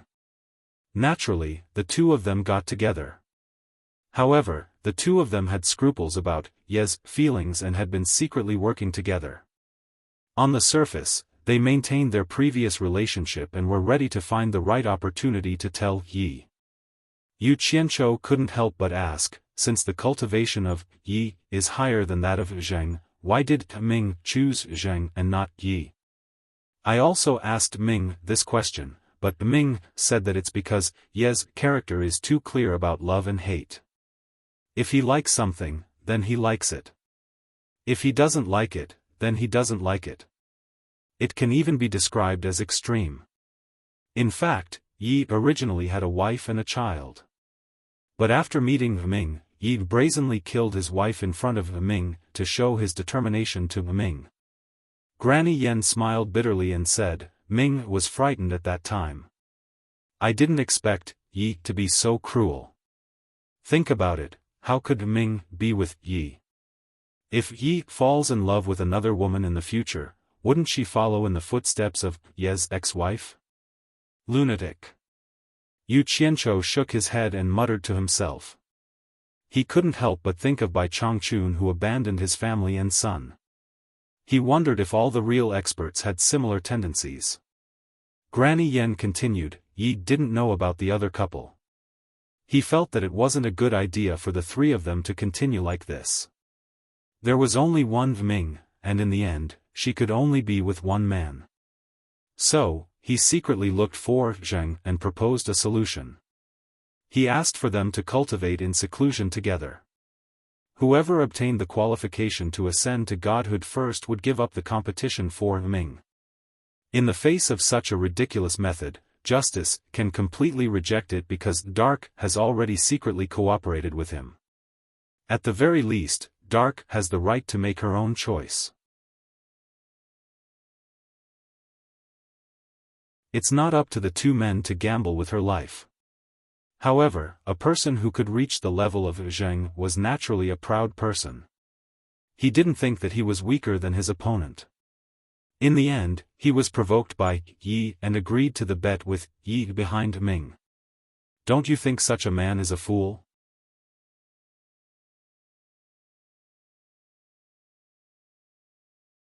Chapter 1065. At that time, the lower realm was actually very chaotic. In order to find a quiet place to cultivate, the two men joined hands and opened up a huge space with their powerful cultivation. It was a huge space that was not smaller than the immortal realm, which later became the demon realm. However, it was precisely because of the earth-shattering actions of the two bastards that the 6 ancient gods who looked down on the lower realm were alarmed and all their attention was focused on them. The 6 ancient gods didn't expect that there would be an expert who could open up a new world in the lower realm. They felt that if these two people were to be left alone, they would be a big trouble in the future. Hence, they decided to eradicate these two people. However, there was a bottom line set by Dao in the god realm that the 6 ancient gods didn't dare to trample on. Dao once said that if anyone from the god realm dared to go to the lower realm without permission, he would be destroyed and would never be able to reincarnate. Although no one from the god realm dared to go to the lower realm, it didn't mean that the 6 ancient gods didn't have any way to deal with it. Hence, they secretly contacted the rulers of the immortal realm and the underworld, as well as the god-level experts in the Netherworld Palace, who couldn't ascend to the god realm and asked them to gather their forces to eradicate Zheng and Yi. Hence, a turmoil that affected the lower realm began. The devil path led by Yi and the demon path led by Zheng suddenly suffered a heavy blow from the immortal realm and the underworld. There were also the experts in the Netherworld Palace, who were eyeing them covetously. The two experts who led the monster path and demon path naturally wouldn't sit still and wait for death. They immediately launched a strong counterattack. Zheng handed over the command of the group of demons to Yi. Yi led the monster path and Zheng led the monster path and attacked the immortal realm and the underworld so hard that they couldn't fight back. Zheng and Ming guarded the exit of the Netherworld Palace. They beat the god-level experts inside so hard that they didn't dare to come out. This allowed Yi to quickly kill the immortal realm and the underworld without any worries. After dealing with the immortal realm and the netherworld, Night was preparing to completely eradicate the hidden danger in the Netherworld Palace, when the 6 great ancient gods of the god realm were furious. It was impossible for them to unify the lower realm and have a huge force that could fight against the god realm. Coincidentally, at this time, a divine light descended from the seal of God Mountain and 2 god positions appeared. The 6 great ancient gods immediately took this opportunity to send their god envoys to the lower realm, preparing to summon Yi and Zheng to the divine realm, and then slowly deal with them. Zheng and Yi didn't expect that they would suddenly have the opportunity to ascend to the god realm. Although they were happy, they were also worried about their gains and losses. There were only 2 places to ascend to the god realm, and Dark didn't have the chance. Neither of them could let go of Dark. After Ming found out about this, she didn't want the 2 of them to waste this rare opportunity because of her, so she persuaded the 2 of them to go to the divine world first and wait for her there. She said that she would definitely cultivate diligently and sooner or later, she would also ascend to the divine world. At that time, the 3 of them would meet again in the divine world. Who knew that at this time, the 2 men actually decided to give up the rare opportunity to ascend to the divine world and stayed to accompany Dark. At this time, Zheng naturally didn't want to delay Night anymore, so he told her about his relationship with Dark. He said that it was he who should stay to accompany Dark and asked Night to cherish this rare opportunity to go to the divine world. However, Night's character is very easy to go to extremes. After knowing the truth of the matter, he immediately flew into a rage. He thought that Zheng had secretly colluded with Dark to open up a new world with him and was playing with him. In his rage, Night brazenly attacked Zheng. Not to mention that Zheng was not a match for Dark at that time, Zheng also felt guilty and was not prepared for it. He was seriously injured on the spot. When the devil god is angry, no one can stop him. Then, Night brazenly killed Zheng, who was seriously injured, regardless of Dark's desperate attempts to stop him. Not only that, Night didn't let it go. He even stripped away Zheng's primordial spirit and annihilated it. He didn't even give Zheng a chance to be reincarnated. It can be seen how crazy Night's stubborn character is. He turned against a friend of many years just like that. Hearing this, Yu Qianchou immediately thought of the pair of cold and ruthless eyes that appeared in the sky in Lingfang Valley. Sure enough, it was filled with the smell of killing. But thinking of this, he couldn't help but have a trace of doubt. Since the devil god already had the strength to open up a space, in addition to that pair of cold and ruthless divine eyes that could lock on what happened in the human world at any time, he couldn't help but say doubtfully, "I've heard that there are almighty people who can open up a passage from one world to another at any time. Could it be that the devil god who could open up a space at that time still couldn't open up a passage to the divine realm?" Granny Yen shook her head and said, "Not only does Night have the ability to open up a passage to the divine realm, even Zheng has the same ability. But it's not as easy as you think to open up a passage from one world to another.